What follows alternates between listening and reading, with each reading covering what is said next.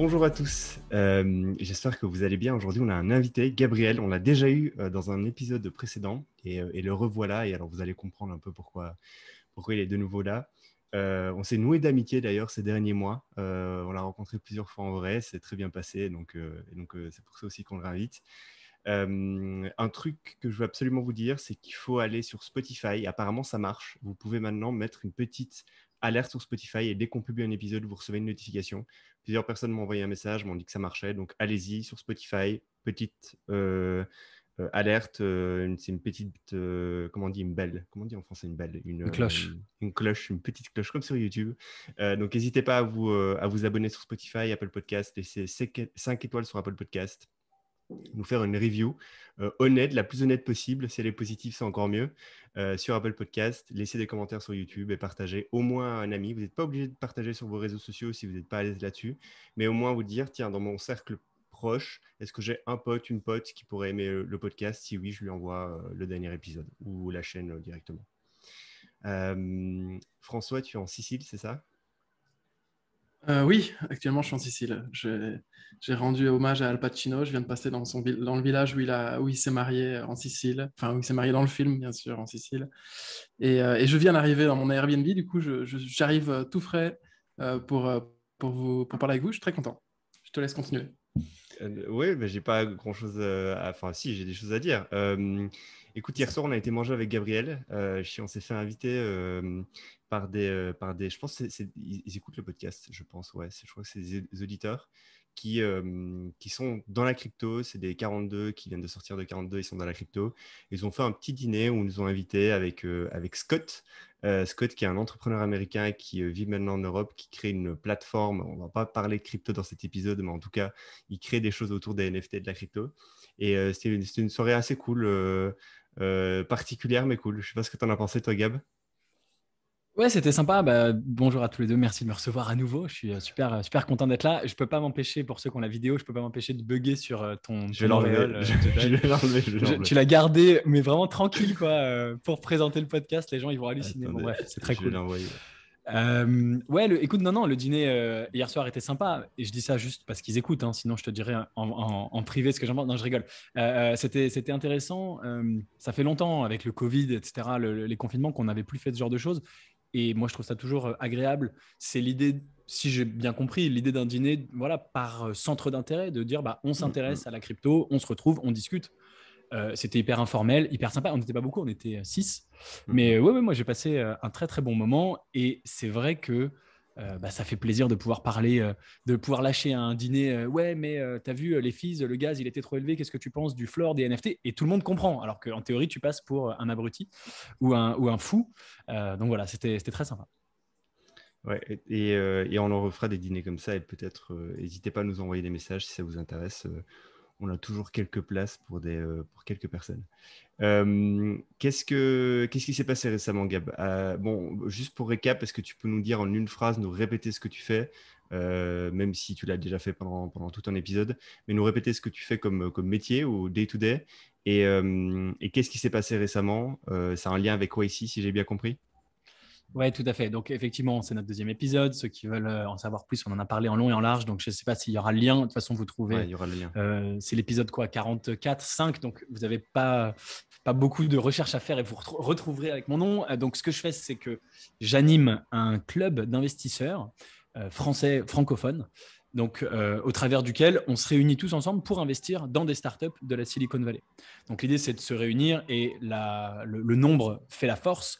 Donc, on peut se réunir et investir des petits tickets, donc c'est-à-dire à partir de 2 500 euros, mais en se réunissant à plusieurs centaines, on est plus de 400, ça fait des centaines de milliers ou parfois des millions de dollars qui nous donnent accès en fait à des deals de la Silicon Valley très en vue, des deals très intéressants auxquels on n'aurait pas accès. D'une part, parce qu'on est un Français dans son coin et qu'on n'a pas accès à ces deals-là. Et d'autre part, même si on y avait accès, le minimum, ce serait 100 000, 200 000, parfois 500 000 dollars. Donc tout seul, ça fait des budgets évidemment inatteignables, inaccessibles pour la plupart des gens. Mais là, à partir de seulement 2 500 euros, on y arrive. Voilà ce que je fais. Ça s'appelle Léonis Investissement. Et effectivement, donc le 31 août dernier, là on enregistre ça le 9 septembre, donc il y a vraiment quelques jours, a eu lieu le Demo Day du Y Combinator. Donc, pour redéfinir et resituer de quoi je parle, le Y Combinator, c'est le plus grand incubateur de startups au monde. Il est situé dans la Silicon Valley à San Francisco, même si maintenant il est remote, on va en reparler. C'est un incubateur par lequel sont passés Coinbase, bien sûr, je le mets en premier, mais aussi Airbnb, Stripe, Dropbox, Twitch, Instacart, etc., etc., DoorDash. Donc, c'est de très, très loin les meilleurs et c'est vraiment pour moi indéniable et il n'y a vraiment pas au-dessus. Et donc, 2 fois par an, ils font ce qui s'appelle le Demo Day. C'est-à-dire qu'en fait, 2 fois par an, ils ont des batchs où ils vont accompagner des startups pendant 3 mois. Ils vont les accélérer, les incuber, puisque c'est un accélérateur et un incubateur, les coacher, les aider à se développer, etc. Et à la fin de ce batch qui dure 3 mois, il y a le Demo Day où les startups du batch en question viennent présenter devant les investisseurs. Donc, il y a 2 batchs par an, Winter et Summer. Et donc, le 31 août, c'était la fin du batch Summer, comme vous pouvez vous en douter. Et il y a eu ce fameux Demo Day. C'était de très loin le plus gros. Il y avait 377 startups qui ont présenté, qui ont pitché. Ça a duré Et donc, combien de temps du coup? Parce que c'est quoi le temps de pitch et ça dure combien de temps ce truc-là? alors, le pitch par startup, c'est 60 secondes. Donc, et c'est une slide. Donc, c'est hyper violent moi, je pensais à que c'était regarder. un vrai pitch de au moins 5 minutes avec plusieurs slides et tout. Non, non. Bah, C'était t'imagines, pas fois comme ça avant? 377. Ouais, avant, c'était un peu plus long, mais en fait, c'était pareil. C'était entre 60 secondes et 120 secondes. C'était 1 ou 2 minutes. C'était sur scène. C'était toujours une slide. Et tu avais peut-être 1 minute 30, 2 minutes, mais c'est vraiment, vraiment à la chaîne, si tu veux. Alors, quand c'était en présentiel, parce qu'à l'époque, c'était voilà, à San Francisco, etc., c'était un peu plus long parce que tu avais un petit applaudissement. Ils sortaient de scène, ils revenaient, on changeait le slide, ils vérifiaient que le micro marchait bien, etc. Donc, tu avais des petits temps morts que là, tu as beaucoup moins parce que c'est vraiment sur Zoom et ça s'enchaîne. Donc, C'est du live ou c'est du pré-record? Genre, c'est est-ce du que. 100% live. Ok. Donc, je ne sais pas si tu imagines le boulot derrière pour que tout fonctionne bien. Alors, il y a quelques petits Ouais. couacs, mais très peu. Tu as toujours un gars où il a oublié, par exemple, d'activer son micro. Donc, tu le vois sur Zoom, il est comme ça, mais il t'entend rien. Et donc, au bout de 10 secondes, ça passe au suivant et puis il revient une demi-heure après. Je me dis, c'est dommage, tu vois, il pourrait, par exemple, demander à tout le monde de pré-record le truc, d'envoyer la vidéo, et après, il passe une grosse vidéo sur Zoom, en fait, tu as tous les pitchs, tu vois. Et au moins, tu Je sais, sais pas, ouais. t'es sûr que le pitch, il est carré, que le mec a pu refaire au moins 10 fois son pitch de son côté. Après, c'est vrai que tu vois pas un peu c'est quoi la réaction du mec en live, est-ce Ouais. qu'il est bon vendeur sous le stress, et ce genre de choses qui sont en fait des paramètres, des fois, qu'on prend en compte. Mais Je ouais. sais pas pourquoi ils le font pas. Je me suis posé la même question que toi. Qu'est-ce qui fait que voilà, bon. Mais effectivement, je pense que ils veulent garder un esprit live. Donc début 2020, à cause du Covid, évidemment, ils ont complètement changé leur programme et ils sont passés en full remote. Ils ont décidé maintenant qu'ils restaient en full remote et probablement qu'ils allaient rester indéfiniment, même quand le Covid sera totalement terminé. Ils ont le temps de changer d'avis. Et donc le Demo Day aussi a été full remote, alors qu'effectivement avant tout le monde voyageait, c'était un pèlerinage, on allait sur place. Pourquoi ils le font pas en préenregistré? Je pense que c'est pour garder ce côté effectivement live, un peu authentique. Et je pense que le fait qu'il y ait quelques bugs, il y en a très peu sur, tu vois, 400 présentations, tu as 3-4 couacs, 3-4 bugs. Mais au moins, parce que moi-même, en fait, au début, je me posais la question presque, est-ce que c'est en live ou pas? Et là, tu en as la preuve. C'est tellement bien rodé, par ailleurs, que tu peux te demander. Et là, tu as la preuve que voilà, c'est bien du live.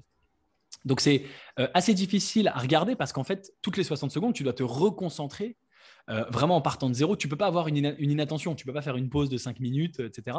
Parce que toutes les minutes, ça enchaîne. Il faut vraiment que tu sois concentré en permanence et à chaque fois que tu passes très vite à autre chose en disant ok, j'ai vu ce gars-là, très vite, est-ce que ça m'intéresse ou pas? Alors pas pour investir parce que c'est le but, moi j'y vais en tant qu'investisseur, mais est-ce que ça m'intéresse ou pas d'en savoir plus, de creuser, de rencontrer le gars? Et tu sais que tu ne peux pas rencontrer les 400 personnes, donc il faut faire un choix et tout de suite tu te reconcentres. Et donc pour répondre à ta question, ça dure cette année, ça a duré 2 fois 5 heures, donc 10 heures en tout. Donc c'est de 9h à 14h à l'heure de San Francisco, donc à l'heure de Paris c'était de 18h à 23h. Donc voilà, de 18h à 23h avec 3 pauses de 10 minutes et le reste du temps, focus comme ça, full, un premier soir et un deuxième soir, tu recommences. Donc c'est le 31 août et le 1er septembre. Et dans ce cas-là, tu fais ça sur l'ordi ou tu fais ça sur ton tel pour pouvoir bouger dans ta maison? Ou bien alors vraiment les 10 minutes de pause, comment tu fais pour les caler? Écoute, non, je faisais ça sur l'ordi. Voilà, j'ai un Mac, enfin un MacBook, donc je peux me déplacer Ok, tu s'il peux faut. bouger, d'accord. Voilà, j'étais tranquille installé dans mon canapé, tu vois, j'étais pas sur ma chaise, j'étais un peu détendu, voilà. Mais effectivement, tu vois, par exemple, j'avais pas dîné et donc Je commence un peu à cuisiner en écoutant, etc. Puis j'attends une pause pour manger et boum, la pause, j'ai 10 minutes, je suis en mode go, go, go. On sert, on mange, mais au bout de 10 minutes, on n'a pas fini de manger, donc ça reprend, on est encore en train de manger. Et moi je suis avec ma copine à la maison, je lui dis silence, on mange, je peux pas te parler, je regarde. Enfin, la prière. C'est que 2 fois par an, mais voilà, c'est une vraie organisation. Ouais. Et du coup, tu prends des notes au cours des présentations. Comment tu fais pour checker? Vous recevez une grille avec les startups? Tu as déjà des critères présélectionnés? Tu coches? Enfin, comment ça se passe, toi, en tant que pro? Ouais, il y a pas mal de choses. Alors déjà, ce qu'il faut savoir, c'est que maintenant, ce n'était pas le cas au début pour moi, c'est mon 3e Demo Day. Il faut savoir que c'est très, très dur d'y rentrer, quasi impossible. Il n'y a quasiment aucun Français et c'est vraiment des gens qui sont sélectionnés, triés sur le volet. Donc, il faut postuler pour pouvoir être accepté, pour pouvoir y assister. Donc, c'est mon 3e. Ça fait longtemps que je voulais y assister, mais ça fait que 3 fois. Donc, je crois que le premier, c'était Summer 2020. Puis après, j'ai fait Winter 2021 et Summer 2021. Et donc, les premières fois, c'était beaucoup pour moi une découverte des startups. Il se trouve que maintenant, comme je suis vraiment, intégré dans cet écosystème, j'ai accès à beaucoup de dossiers avant le Demo Day. Donc, en fait, il y a déjà beaucoup de boîtes pour lesquelles ce n'est pas une découverte, pour lesquelles je les connais déjà. Pour beaucoup, j'ai déjà échangé, parlé avec les fondateurs. Donc, c'est un peu plus facile pour moi parce que ceux que je connais déjà, voilà, je n'ai pas besoin d'être aussi attentif, je sais de quoi ils vont parler, etc. Mais effectivement, ensuite, tu as un outil en ligne qui est fourni par le Y Combinator où tu as chaque startup avec le pitch, la slide qui présente, que tu peux avoir avant même le Demo Day, la veille, tu peux déjà regarder les slides, avec le nom de la société, le petit résumé, tu vois, le 2 lines, donc le résumé très rapide de ce qu'ils font, le LinkedIn des fondateurs, et surtout, tu as un bouton like. Et donc, c'est ça qui est très, très bien fait. C'est qu'en fait, à chaque fois qu'une startup t'intéresse, tu cliques sur like. Et là, automatiquement, ça déclenche une intro par email. Donc, c'est un mail du YC qui met toi en copie et le fondateur en copie. Voilà, tu as été liké. Démerdez-vous, parlez-vous, faites votre vie, quoi. Donc, c'est ça qui est sympa, c'est qu'en fait, tu regardes et tu as 60 secondes pour te décider est-ce que je veux aller plus loin ou pas. Et tu cliques sur like. Et ensuite, le lendemain, tu as dans ta boîte mail avec 50 emails et tu tries, tu réécris au gars, salut, est-ce qu'on peut se parler, etc., etc. Du coup, peut-être que tu comptais en parler juste après. Donc, si jamais c'est le cas, tu next la question. Est-ce que tu as, sur les 360 et des startups qui se sont présentées, combien tu en as liké? Et surtout, est-ce qu'il y a une logique d'investissement, genre des industries, une spécialisation dans ta recherche? Est-ce que tu cherches des deals, par exemple, sur les marketplaces, sur des SaaS, sur du consumer, sur du B2B? Est-ce que tu as déjà, en gros, présélectionné des startups sur ces critères-là, ou est-ce que tu y vas un peu au coup de cœur, quelque part? Alors, ça, c'est hyper intéressant parce que c'est vraiment ma philosophie d'investissement. Alors, il y a plusieurs questions. Déjà, je viens de regarder parce que je ne l'avais pas en tête. Je peux te dire combien de startups j'ai liké. Donc, sur 377, j'en ai liké 24. Mais en fait, avant ça, j'avais parlé à peu près, j'en avais parlé à peu près 35. Donc, moi, il y en avait 35 que j'avais déjà repéré avant le Demo Day, et avec qui j'avais parlé.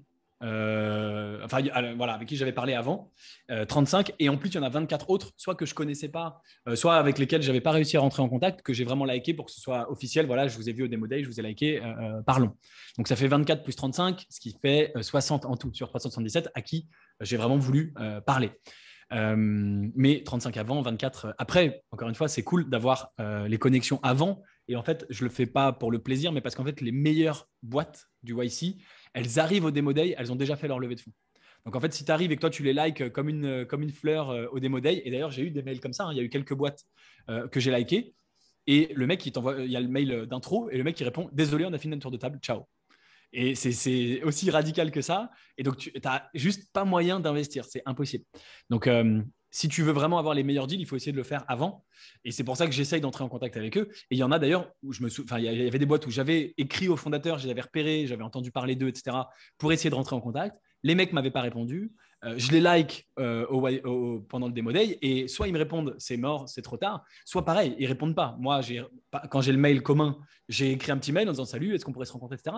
Il y a des mecs qui te ghostent littéralement parce qu'ils ont tellement de demandes. C'est pas méchant ou quoi, c'est juste que voilà, moi j'ai vu des boîtes mail de fondateurs de YC. Ils vont pitcher 60 secondes, mais dans la minute qui suit, tu as des mecs qui vont recevoir 300 mails d'intro de 300 investisseurs. Donc tu peux même pas prendre tous les rendez-vous, parce que rien que pour parler à 300 personnes, même 30 minutes, tu en as pour 2 mois, quoi. Donc voilà. Donc ça, c'est la première chose. La deuxième chose, c'est pour les secteurs. Alors écoute, moi, j'ai une philosophie d'investissement. C'est pas, je pense, la même chose pour tout le monde, hein. Mais il y a quelques secteurs que je me ferme, sur lesquels je vais pas. Je vais te dire lesquels. Mais sinon, sur le reste, je suis effectivement assez ouvert. J'y vais ouvert d'esprit à la découverte en me disant, bah, c'est pas parce que c'est pas forcément une fintech que forcément j'y vais pas. Je fais pas que de la fintech. Alors la fintech, j'en fais un peu plus que le reste parce que j'y crois beaucoup, parce que j'ai eu des très très bonnes histoires, des très bons exits, etc. en fintech. Et d'ailleurs, le Y Combinator aussi, ils font beaucoup de fintech, donc c'est pas un hasard. Je pense que eux aussi, ils trouvent que c'est un secteur hyper porteur. Ce que je fais pas, c'est le médical. Alors, pour deux raisons. Premièrement, je ne suis pas médecin et je ne m'y connais pas assez. Je ne suis pas un expert dans le médical. Il y a beaucoup de potentiel, hein, et il y en a aussi beaucoup au YC.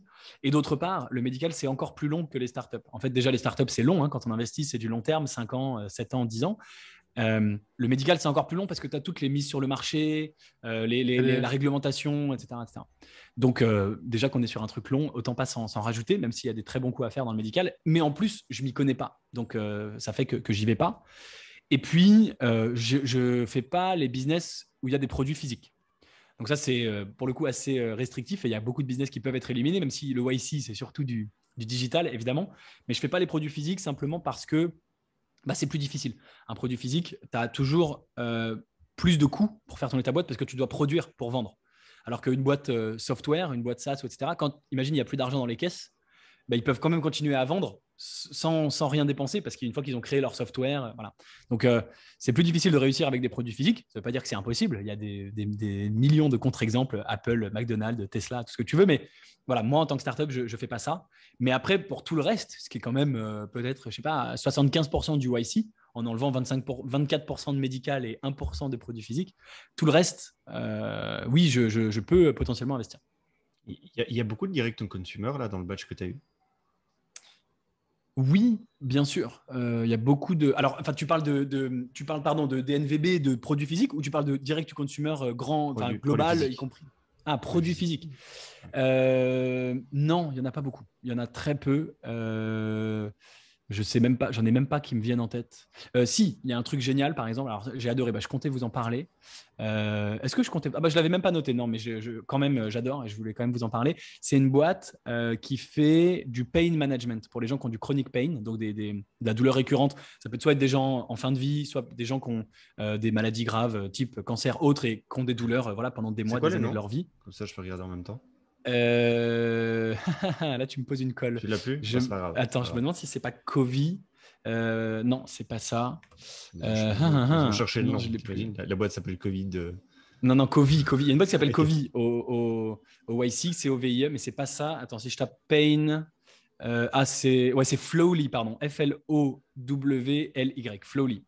Et donc, en fait, il t'envoie chez toi un petit capteur cardiaque qui va capter ton rythme cardiaque, parce qu'en fait, la douleur et le rythme cardiaque, c'est associé. Quand tu as mal, bah, ton rythme cardiaque, il s'accélère, c'est normal. Et il t'envoie un headset en VR, en réalité virtuelle, pour voir comme ça ta réalité virtuelle. Et en fait, ce que tu vois devant tes yeux, la VR, est contrôlé par le capteur cardiaque. Donc, plus tu as de la douleur intense, plus tu vas avoir des choses qui vont t'apaiser et te plonger dans un monde différent.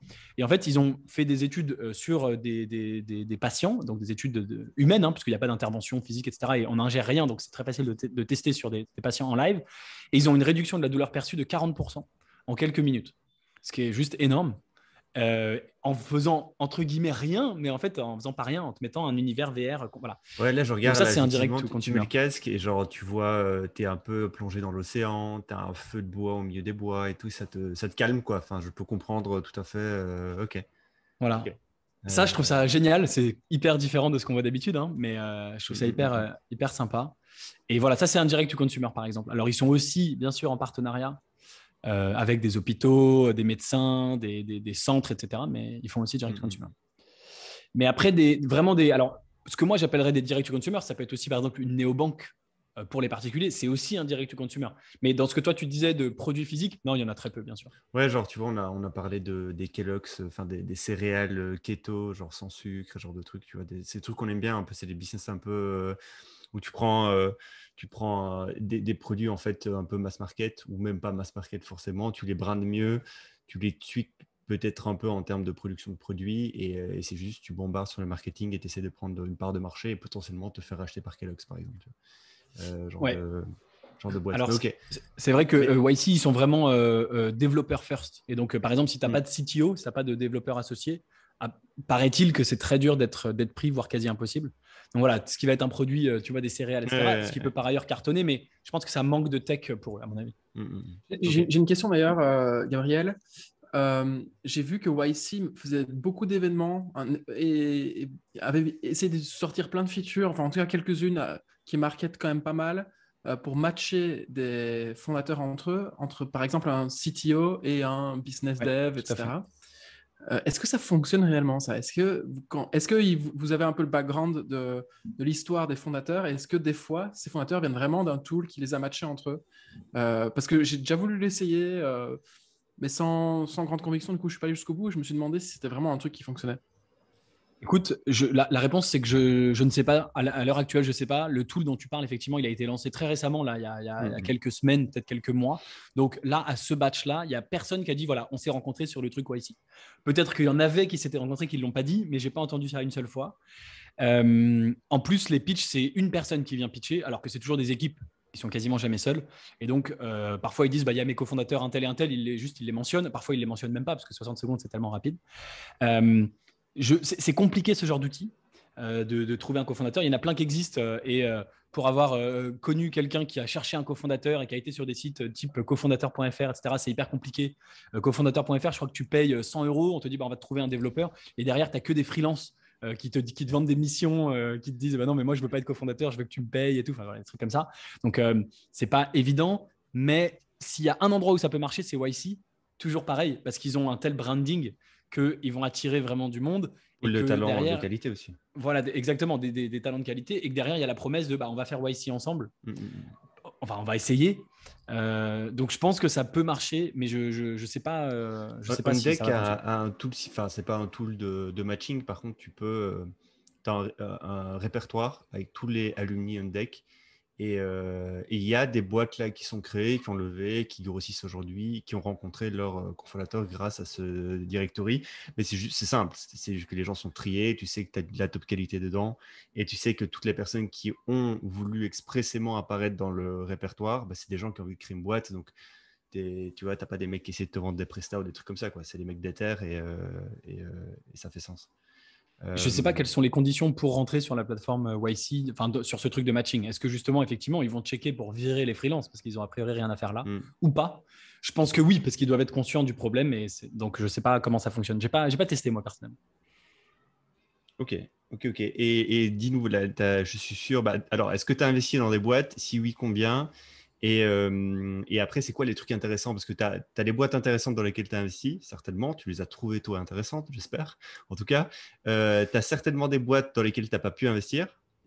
Pourquoi? Alors, est-ce que c'est le cas? Et si oui, pourquoi?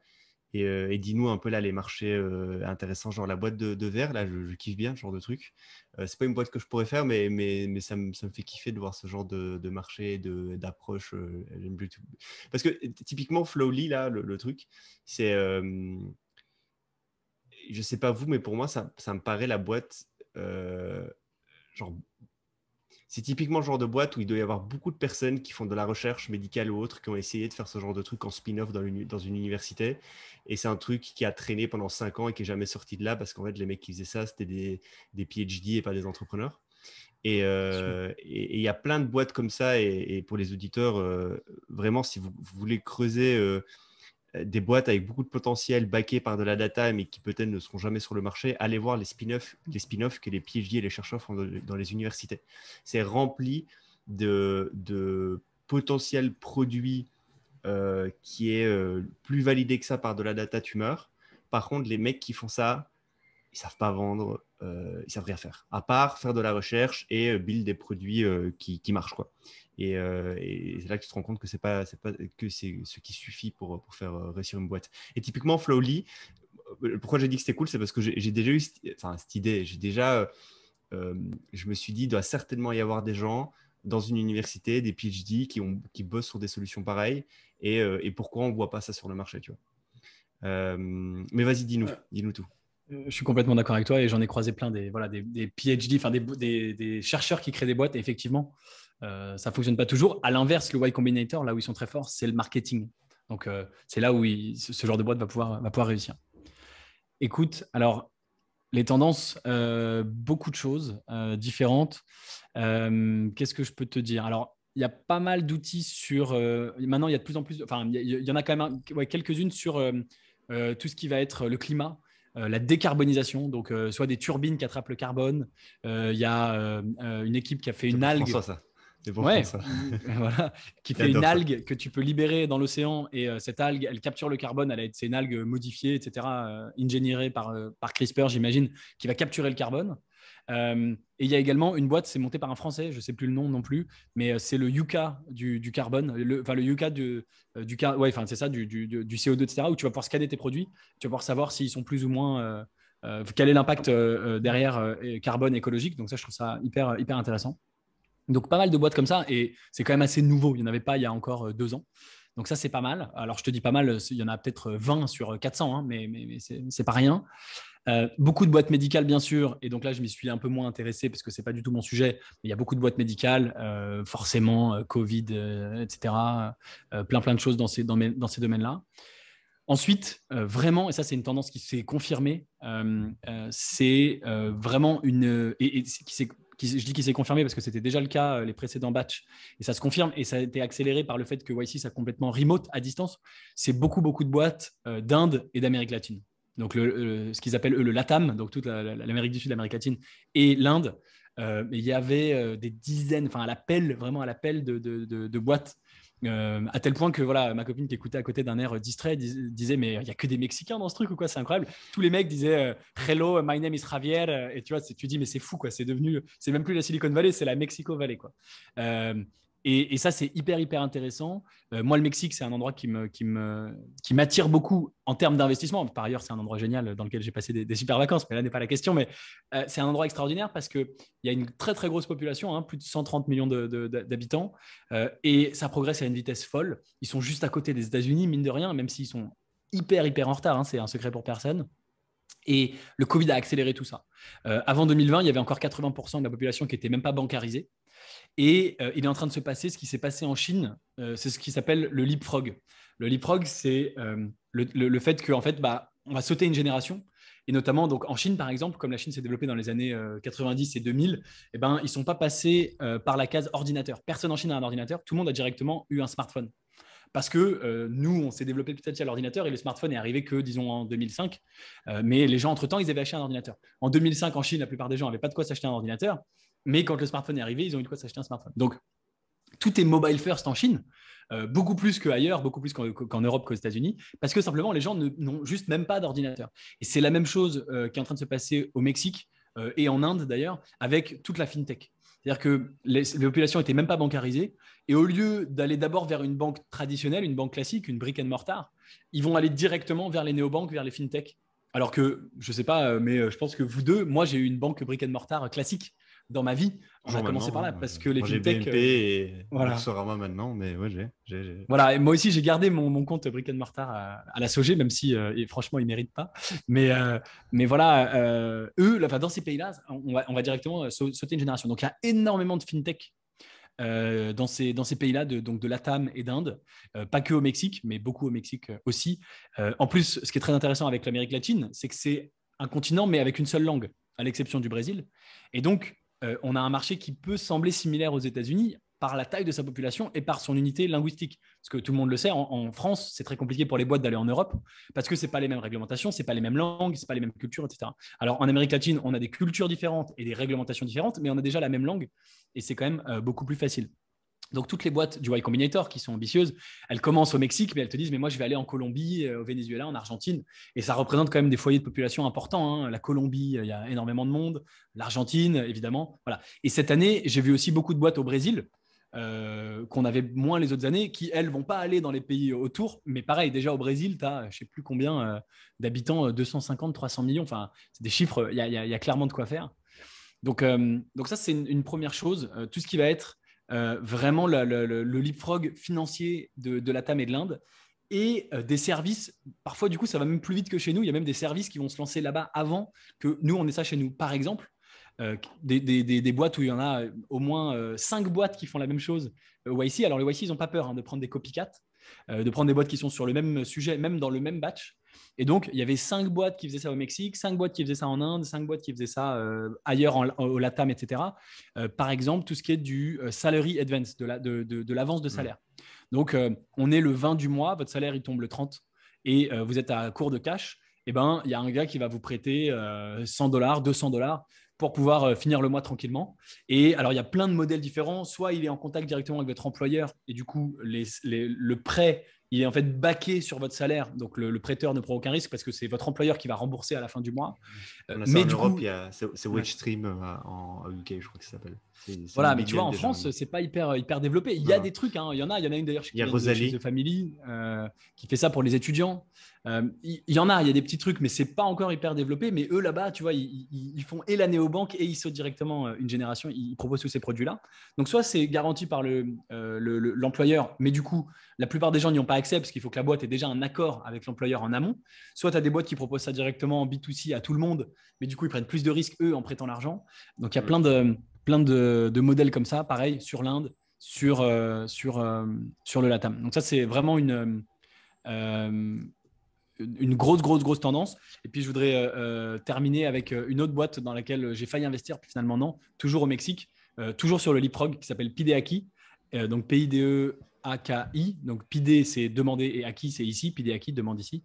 Et c'est une boîte qui veut carrément digitaliser tous les petits mom-and-pop stores, c'est-à-dire tous les petits magasins de quartier qu'on appellerait nous les petites épiceries du coin, etc. Parce que ça représente 80% du commerce au Mexique. Forcément, il n'y a pas encore la grande distribution, etc. Enfin, moins.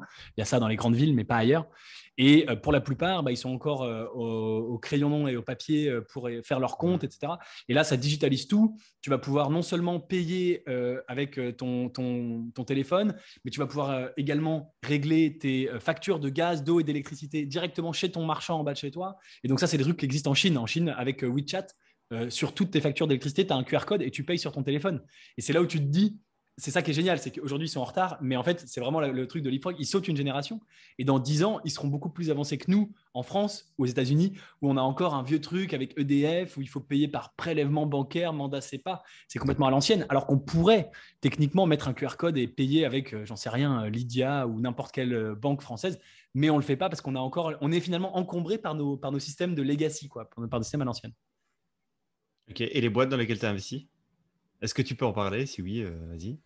Ouais, avec grand plaisir. Et j'ai capté en te parlant que je n'avais pas répondu à cette question-là. Il fallait quand même que je te réponde. Donc, écoute, on a fait 4 investissements en août, donc avant le Demo Day. Donc, c'est toujours mieux d'investir avant le Demo Day pour 2 raisons. La première, je l'ai mentionné tout à l'heure, c'est que parfois, tu arrives au Demo Day et c'est trop tard. Et la deuxième, c'est que tu as des boîtes où avant le Demo Day, tu investis à une certaine valorisation. Et après le Demo Day, il y a une nouvelle valorisation où il faut rentrer d'autres investisseurs. Et donc, toi, en un mois, en fait, tu as fait un multiple. Parce que tu as déjà investi moins cher, tu as déjà valorisé ton investissement. Et c'est le cas là sur une des 4 dans lesquelles on a investi, où en fait, on a investi le 25 août. Et le 31 août, ils faisaient leur pitch, leur Demo Day. Et là, ils ont continué à lever. Et donc, entre le 25 août et la première semaine de septembre, ils ont multiplié par 2 leur valorisation. Et donc, nous, on a multiplié par 2 notre argent investi en une semaine sans rien faire. Sur le papier, on n'a pas récupéré notre argent, mais sur le papier, tout l'argent qu'on a investi, ça y est, il a déjà doublé de valeur. Donc ça, c'est vraiment l'intérêt de le faire avant. Donc 4 investissements. Oui, pardon, vas-y. Comment t'expliques ça? Ils s'étaient mal valorisés avant avec toi ou ils sont survalorisés après? Alors non, ils se sont pas mal valorisés, ça c'est sûr que non. Est-ce qu'on peut dire qu'ils sont survalorisés après? Oui, on peut presque le dire. Disons que le YC, c'est les numéros 1 du monde entier. C'est ce que je m'amuse à dire. Moi, tu sais, j'ai commencé à investir il y a 4 ans et j'ai vraiment évolué. Au début, on investissait qu'en France. Puis après, je me suis mis à investir qu'aux États-Unis, mais pas au YC. Puis après, c'était un petit peu au YC. Et puis maintenant que j'ai que mes accès, j'investis quasi exclusivement au YC. Et donc, aujourd'hui, je dis, à moins d'aller chercher des startups sur Mars, je ne peux pas trouver des meilleures startups au monde sur Terre. C'est les meilleures startups. Tu ne peux pas faire mieux. C'est le number 1 incontestable. Et donc, par conséquent, il y a quand même de la hype autour de ça. Et donc, il y a quand même trop d'offres.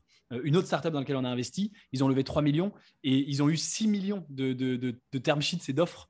Et donc, ils ont fait x2 oversubscribe. Ils ont été obligés de refuser la moitié. Parce qu'il y a la hype, parce que tout le monde veut y aller, parce qu'il y a énormément d'argent dans l'écosystème en ce moment. Hein, ça, tout le monde le sait. C'est pas que dans les cryptos. Dans les startups aussi, il y a vraiment énormément d'argent. Et l'argent des cryptos, il vient de quelque part. Hein, donc, ouais, effectivement. voilà. Et si tu veux, c'est un peu le point central, le point focal de toute l'attention de la communauté startup quasiment mondiale, parce qu'encore une fois, c'est le meilleur incubateur au monde. Donc c'est assez hypé, ça c'est vrai. Mais en même temps, dans la notion de hype, il y a une notion de c'est pas mérité. Et moi, je trouve qu'avec le YC, c'est mérité. Donc, il y a beaucoup de hype, ils sont survalorisés, mais c'est des boîtes qui ont tellement de succès après. Un exemple là, qui est paru récemment et dans laquelle j'avais eu la chance d'investir, c'est Jeeves, donc une boîte qui a fait le YC l'année dernière. Et en moins d'un an après être sorti du YC, ils atteignent une valorisation de 500 millions de dollars, un demi-milliard, en moins d'un an. Donc, c'est quasiment du jamais vu, à part peut-être Clubhouse. Et encore, Jeeves, il gagne de l'argent, évidemment, parce que Clubhouse, ils n'en gagnent pas. Donc, si tu veux, c'est tellement les meilleures boîtes du monde. Et c'est un espèce de système auto-renforçant. C'est-à-dire que comme c'est les plus réputés, ils attirent les meilleurs entrepreneurs. Ils sont coachés par des gars très bons. Quand tu es coaché par le fondateur de Airbnb, de Stripe, c'est pas dégueu. Et du coup, ils ont le meilleur coaching, qui fait qu'ils ont encore, du coup, les meilleures boîtes en sortant, etc. etc. Donc, c'est un cercle vertueux. Donc, pour moi, oui, il y a une hype. Et c'est pour ça que c'est valorisé hyper cher, etc. Mais en même temps, cette hype, elle est pour moi méritée. Et ce n'est pas une hype comme on dirait, c'est du vent, c'est des conneries, etc. etc. Voilà, alors les 4 boîtes dans lesquelles j'ai investi, donc les 4 en août, je précise que d'habitude on fait 1-2 deals max par mois, mais là comme c'était le YC, on a charbonné et puis on n'en avait pas fait en juillet parce que je n'avais pas encore trouvé les bonnes boîtes. En juillet, ça avait déjà commencé, je parlais déjà à des fondateurs du YC, mais je n'avais pas trouvé les bonnes boîtes et je m'étais dit, c'est pas grave, je me réserve pour juillet. Et puis on va essayer d'en refaire là quelques-unes en septembre, au moment où on parle le 9 septembre, il n'y en a pas encore pour septembre. Donc en août, on en a fait 4 et on en a fait 2 au Mexique, une en Inde et une aux États-Unis. Donc, tu vois que géographiquement, on est vraiment dans cette tendance du YC, mais eux-mêmes, ils ont proposé tellement de boîtes de ces pays-là. Et je précise que ça reste des investissements de la Silicon Valley, puisque c'est des boîtes créées et qui juridiquement aux États-Unis, ce qui est nous un peu plus rassurant, et qui sont incubées par le Y Combinator dans la Silicon Valley. Donc, c'est des boîtes de la Silicon Valley. La Silicon Valley est en train de se répartir dans le cloud. La Silicon Valley va dans le cloud. Voilà. C'est le sujet d'une vidéo YouTube que je prépare. Voilà, pour comment la Silicon Valley va dans le cloud. Et c'est le cas aussi pour moi. Moi, je suis à Paris, mais je me considère tout à fait comme dans la Silicon Valley, même si physiquement, j'y suis pas. En tout cas, pas tout le temps. Donc, 2 boîtes mexicaines, une indienne, une américaine. La première, c'est une boîte mexicaine qui s'appelle Siglo, S-I-G-L-O. C'est une boîte qui ressemble à une autre boîte dans laquelle on avait investi il y a 3 ans avec Léonis, une boîte qui faisait exactement la même chose, mais en Californie. Eux, ils font la même chose au Mexique. L'idée est très simple, c'est d'amener la fibre optique au pied d'un immeuble. François, il en aura bien besoin, là. Ouais, François, exactement. François, c'est pour toi. C'est bon. Vous m'entendez mal, c'est ça? Non, parce que la caméra vient de se couper. Au moment où je parle de ma caméra est capricieuse. Voilà. Donc, ils amènent la fibre optique au pied d'un immeuble et ils la font monter jusqu'au dernier étage. Et sur le toit, ils mettent une grosse antenne émettrice. Et ensuite, cette antenne, elle va pouvoir émettre à 1 km à la ronde, donc dans un rayon d'1 km, ce qui fait un peu plus de 3 km². Émettre en fait Internet extrêmement rapide. Dans les maisons qui habitent autour. Et donc, il faut installer une seule fois une grosse antenne. Et ensuite, pour un particulier, pour se relier, il faut juste installer une toute petite antenne réceptrice, mais qui coûte $100 et qu'en fait, le fournisseur d'accès t'offre. Donc, tu t'abonnes. On vient t'installer chez toi une petite antenne réceptrice. Et avec ça, tu as un Internet rapide équivalent fibre, puisque c'est courte distance. Ça fait un débit de fibre optique pour pas cher, pour beaucoup moins cher que les concurrents. Donc, la boîte qui fait ça, dans laquelle on avait investi en 2018 aux États-Unis, s'appelle Sail Internet. Ils ont cartonné puisqu'ils ont maintenant rentré dans le giron d'une grosse boîte de private equity qui investit chez eux et qui veut les emmener jusqu'à l'IPO. Et eux, ils font ça au Mexique où c'est encore plus, il y a un besoin absolument énorme parce qu'il n'y a pas d'infrastructure, parce que les structures existantes, enfin les boîtes existantes qui sont les grosses compagnies telco proposent un service médiocre et très cher. Donc pour la plupart, les Mexicains, il y a encore une classe moyenne énorme qui n'a pas les moyens de se payer $50 par mois un abonnement Internet. Eux, ils proposent un truc avec un paiement à la semaine, hyper flexible, et la moitié du prix pour un Internet illimité. Et donc, pour l'instant, ils sont à Mexico City, dans un peu les banlieues un peu populaires, et ça cartonne. Ils ont une croissance de dingue. Donc ça, c'est la première. Ça s'appelle Siglo. C'est drôle, j'ai vu plusieurs boîtes comme ça. Il y a Starlink aussi maintenant aussi qui cartonne beaucoup. Je vois beaucoup sur TikTok. Mais à 90$ par mois, donc c'est pas la même cible. Hein. Ouais, non, c'est rush. Et je vois, moi je suis beaucoup sur TikTok. Et là, je sais pas, depuis quelques semaines, je sais pas si c'est passé un truc ou quoi, mais j'arrête pas de voir des Américains qui installent Starlink. Et donc ils reçoivent la box, ils unbox, ils montrent comment ça marche et tout. En plus, ils sont fiers de leur antenne parce qu'apparemment elle est stylée, genre. C'est un gadget, quoi, le truc. Donc, c'est drôle. Mais Starlink, ok, c'est génial. ok. Moi, j'adorerais. En fait, à la base, moi, je voulais m'inscrire parce que je voyage énormément et j'ai toujours des connexions Internet pourries là où je suis. Donc, je m'étais dit, je me prends mon Starlink, je suis connecté directement au satellite, c'est la folie. En fait, quand tu t'abonnes, c'est un lieu fixe. Tu peux pas bouger. Si tu vas ailleurs et que tu l'emmènes avec toi, Ok. elle fonctionne plus. Voilà. Mais en France, enfin, tu vois, moi, j'habite à Paris, c'est pas un problème parce qu'on a la fibre. C'est plus un problème pour des territoires très grands comme les États-Unis, mais ça peut être un jour peut-être le Canada, l'Inde, la Chine, parce que c'est difficile de mapper le territoire. Parce que la fibre, c'est des câbles qui passent, qu'on fout sous le sol, quoi. Donc, c'est sûr que c'est plus intéressant. Et de même au Mexique, il faut savoir qu'on est très chanceux en France. Hein, la fibre, ça a été subventionné à coût de milliards par l'État. Mais tu vois, au Mexique, personne n'a creusé pour amener la fibre, même à Mexico City, qui est la capitale. Donc, ils ont encore un Internet un peu pourri. Quoi. Voilà. Donc, ça, c'est la première mexicaine.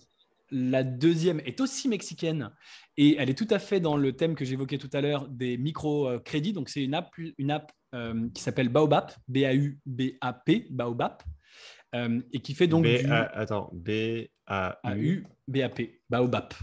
Ok. Je vérifie que je t'ai pas dit de conneries. Non, c'est ça, baobap.com. C'est bien comme ça que ça s'écrit.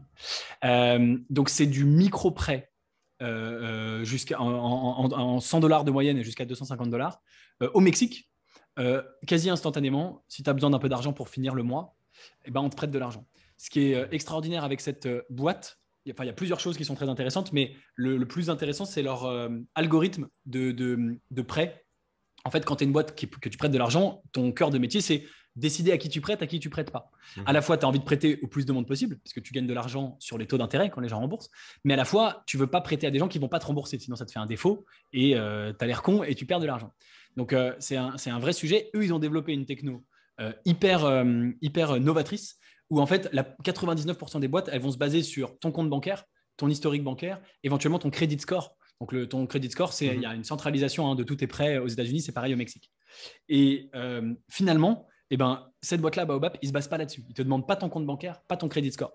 Donc, c'est super intéressant pour beaucoup de gens. Ça va plus vite. Tu n'as pas besoin de te connecter. Il y a beaucoup de gens qui n'osent pas connecter leur compte bancaire, notion de sécurité, etc. Eux, ils te demandent accès aux data de ton téléphone. Donc, c'est complètement anonymisé. D'accord, c'est compatible RGPD, même s'il n'y a pas de RGPD au Mexique, mais tout est compatible avec ça. Mais ils te demandent accès à tout ton téléphone, donc ils vont avoir accès à ta géolocalisation, à tes SMS, à tes emails, à vraiment tout ce que tu vas avoir sur ton téléphone. Et en fait, avec ça, ils arrivent à déterminer qui tu es et s'ils vont te prêter ou pas. Ce qui est hyper intéressant, c'est qu'ils ont des meilleurs résultats que tous les concurrents qui font avec le compte bancaire et le credit score. Scoring traditionnel, quoi. Ouais. Voilà, ils ont un meilleur résultat alors que ça pourrait paraître moins fiable. Et comment ils le mesurent? Ils le mesurent en taux de recollection, c'est-à-dire quand ils prêtent, quel est le pourcentage des gens qui remboursent. Et en fait, ils ont moins de la moitié des défauts de tous les concurrents de la place. Et ils sont à un niveau de défaut comparable aux banques traditionnelles qui prêtent sur les cartes de crédit et qui ont des moyens considérables derrière pour te mettre de la pression, etc., pour récupérer leur argent. Et c'est la seule qui a ce taux de défaut aussi bas. Donc, c'est assez impressionnant. J'étais très, très impressionné. Et ils font un volume de dingue. Je crois qu'ils prêtent plus de $300 000 par mois. Donc, ce n'est pas une petite boîte. C'est déjà énorme là-bas. Et voilà, c'est hyper impressionnant et ça a une croissance complètement folle. Ouais, vas-y. Ils t'ont juste dit qu'ils se pluguaient au téléphone. Est-ce qu'ils t'ont donné, tu n'es pas obligé de les donner, mais est-ce qu'ils t'ont donné des paramètres un peu plus précis sur qu'est-ce qui scanne réellement ou c'était juste le pitch deck en mode bon, notre algo il est ouf, on a des meilleurs résultats, mais on ne dit pas trop notre sauce secrète? Parce que souvent, moi j'avais essayé de faire une boîte dans le crédit pour le coup, et le scoring est ultra important, comme tu l'as dit. Et en général, quand tu te maques avec une banque, elle regarde c'est quoi ton modèle de scoring. Tu as des modèles de scoring traditionnels, tu l'as dit, des API pour plugger le compte bancaire. Tu regardes est-ce qu'il y a eu des retraits qui ne sont pas passés, est-ce que la personne elle est souvent dans le rouge, elle fait quoi comme type de dépense, tout ça tu peux analyser. Et très souvent la banque elle aussi, elle a son propre modèle de scoring. Donc, en fait, il y a un double scoring. Il y a un scoring chez toi, le dossier passe à la banque partenaire et la banque partenaire, elle le rescore par-dessus. Qu'est-ce que je voulais dire par rapport à ça? C'est oui, est-ce qu'eux, ils t'ont dit notre scoring, c'est quoi notre sauce secrète ou pas? Ouais, il m'en a parlé. Pas. Alors, je suis pas rentré à fond dans le détail, etc. Et pour plusieurs raisons. Mais il m'en a parlé effectivement, et c'est effectivement en fait, il va analyser les comportements et à partir de la localisation et après il lit tous les emails. Donc en fait, à partir des emails, tu peux vraiment connaître la vie de quelqu'un. Et moi, ça m'a fait halluciner parce que je dis mais les gens ils te donnent leur email. Et il me dit oui parce que tout est anonymisé d'une part, et d'autre part, c'est des gens qui sont un peu en galère, ils ont besoin d'argent. Donc après, il y a eu des discussions dans le club Léonis Investissement. Il y a eu des discussions sur est-ce que c'est éthique ou pas de demander aux gens de entre guillemets baisser leur froc, de te donner toutes leurs data. Mais encore une fois, c'est anonymisé. Et en plus, si tu n'obtiens pas le crédit, tu peux en un clic effacer tes datas et ils effacent tout, ils ne conservent rien. Donc, dans l'ensemble, le truc est à peu près clean. Mais donc, effectivement, avec les mails, tu peux vraiment rentrer dans la vie des gens, plus géolocalisation, etc. Mais il y a plusieurs choses qui m'ont hyper rassuré en me disant, même si je n'ai pas le détail de comment ça fonctionne, d'une part, ils prêtent des centaines de milliers de dollars et ils ont ce taux qu'ils arrivent à maintenir depuis des mois de recollecte. Donc, je sais que leur algo, il est bon. Si tu veux, on dit proof is in the pudding, quoi. La preuve est là, c'est que ça marche. D'une part. Et d'autre part, effectivement, ils ont réussi à sécuriser des prêts bancaires, ce qui est pour moi hyper important, parce qu'il y a énormément de boîtes du YC qui te disent on va faire ci, on va faire ça, mais ok, mais est-ce qu'il y a une banque qui t'a prêté de l'argent pour que tu le prêtes? Et eux, ils ont sécurisé 4 millions de l'une des plus grosses banques mexicaines. Et donc, je peux te dire que eux, avant de lâcher 4 millions, évidemment, ils ont à fond audité le truc. Non, clairement, ça c'est le truc, Voilà. c'est que si la banque elle fait un partenariat avec toi, c'est qu'elle a poncé, repensé ton modèle de scoring et c'est elle a les Et moi, ça me chiffres. valide. Voilà, moi, ça me valide le truc derrière en disant, attends, si la banque y va, et Dieu sait que les banques sont quand même frileuses là-dessus, le métier des banques, c'est pas de prendre du risque, on le sait bien. Donc, si la banque y va, c'est qu'il n'y a pas de problème, l'algorithme tient la route. Donc, c'était pour moi un élément hyper important pour décider d'investir, évidemment. Propre. Voilà. Et donc là, typiquement, c'est une boîte, c'est une fintech qui sont un fair advantage. C'est la tech, c'est pas le marketing, c'est pas le branding, c'est pas. Alors, c'est les deux. Il y a plusieurs unfair advantage. Il y a effectivement la tech, de dire on a ce truc-là. Il y a aussi le branding parce qu'ils ont une image de marque incroyable sur place. Ils m'ont raconté des trucs de fou, mais là, pendant le Covid, ils ont maintenu un taux hyper élevé et ils ne comprenaient pas pourquoi. Et ils ont contacté leurs utilisateurs en disant mais attendez les gars, vous avez tout perdu votre travail.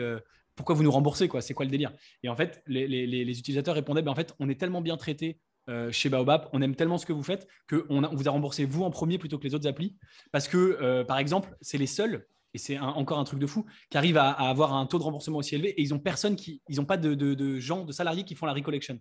Tous les concurrents, y compris les fintech, etc., ils ont des salariés qui appellent dès que ça ne paye pas en disant ouais, vous nous devez de l'argent, rappelez, etc. Et eux, non. Tu as même des boîtes d'outsourcing en France. Bien sûr. Ça pour toi. Ouais, carrément. Et donc, c'est hyper désagréable pour le client de se faire un peu harceler au téléphone en mode tu nous donnes de l'argent, tu nous donnes de l'argent. Et eux, ils ne le font pas. Et donc, les clients adorent. Donc, ils ont une super image de marque. Ils ont cette techno. Et puis, un autre truc, c'est qu'ils ont fait le YC.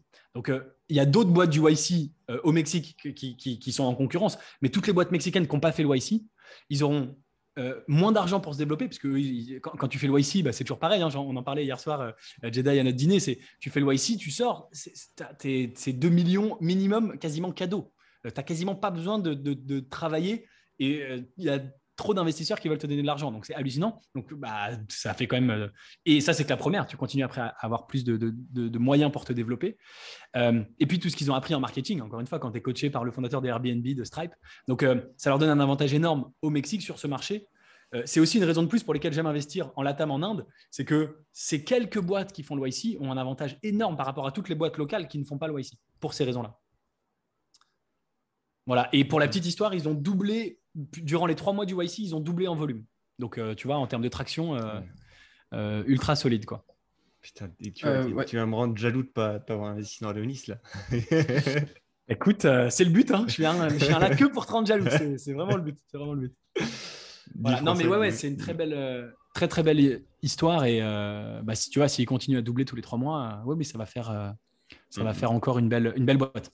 Alors, j'enchaîne sur la troisième. Ah non, François, tu as une question, vas-y. Ouais, juste petite intervention. Je trouve ça super intéressant. Et quelque part, tu dis que ça paraissait contradictoire, que c'est surprenant de voir qu'ils ont des meilleurs résultats et donc qu'ils prêtent mieux aux gens que la plupart de leurs concurrents. Mais quelque part, je ne suis pas tellement étonné que ça, étant donné que finalement, s'ils ont accès à la vie réelle des gens via leur téléphone, ils ont accès à un meilleur proxy.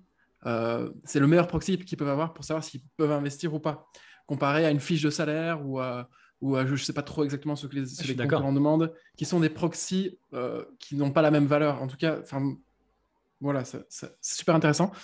Mais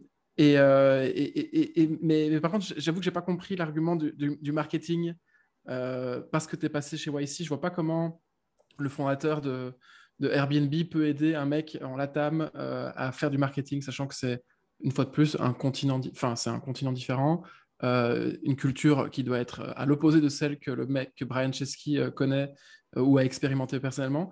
Après, peut-être que tu veux parler plus de stratégie vraiment, vraiment, vraiment macro, en mode c'est un ensemble. Commencer par faire du paid, etc. Il y a de la stratégie macro.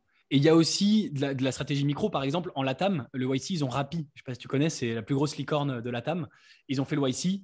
C'est un peu le Uber Eats, connexion, le Uber, okay, voilà, Rappi. Et donc, eux, si tu veux, en développement B2C, Rappi, le mec, il vient. Il vient aussi, hein, le fondateur. Ils viennent tous. Ils sont tous comme ça, copains comme cochons, comme on dit. Et donc, ils passent vraiment du temps à coacher. Donc, effectivement, je dis le patron d'Airbnb de Stripe, c'est pour imager, parce que tout le monde connaît. Mais le gars de la TAM, on le file avec Rappi. Ce qui est important, si tu veux, ce que j'ai remarqué avec YC, c'est que c'est des brutes en marketing. C'est des gens où tu fais YC, on va t'apprendre du marketing hyper agressif pour grossir hyper vite. Et en parallèle de ça, tu vas être capable de capter beaucoup de fonds d'investisseurs. Et donc, c'est l'alchimie parfaite. Tu as beaucoup d'argent, tu vas pouvoir dépenser beaucoup en marketing, mais pas cramer de l'argent bêtement, évidemment, mais vraiment dépenser sur des trucs à impact où le mec de Rappi va t'expliquer, bah voilà, moi, comment j'ai fait au Mexique pour grossir, etc. etc. Donc, c'est pour ça que YC, c'est pour moi la formule magique. C'est que c'est la rencontre de ça. Et c'est vraiment là où ils sont le meilleur, c'est en marketing. D'ailleurs, je pense que c'est pour ça qu'ils prennent des développeurs. Ils disent on va prendre des geeks, on va leur apprendre le marketing et leur donner beaucoup d'argent. Une fois que tu as des codeurs, beaucoup de marketing, beaucoup d'argent, ça peut que bien se passer. Et c'est pour ça que le YC, ils sont au-dessus. Toutes les boîtes sont toujours au-dessus, tu vois. Et c'est vraiment ça pour moi la formule magique.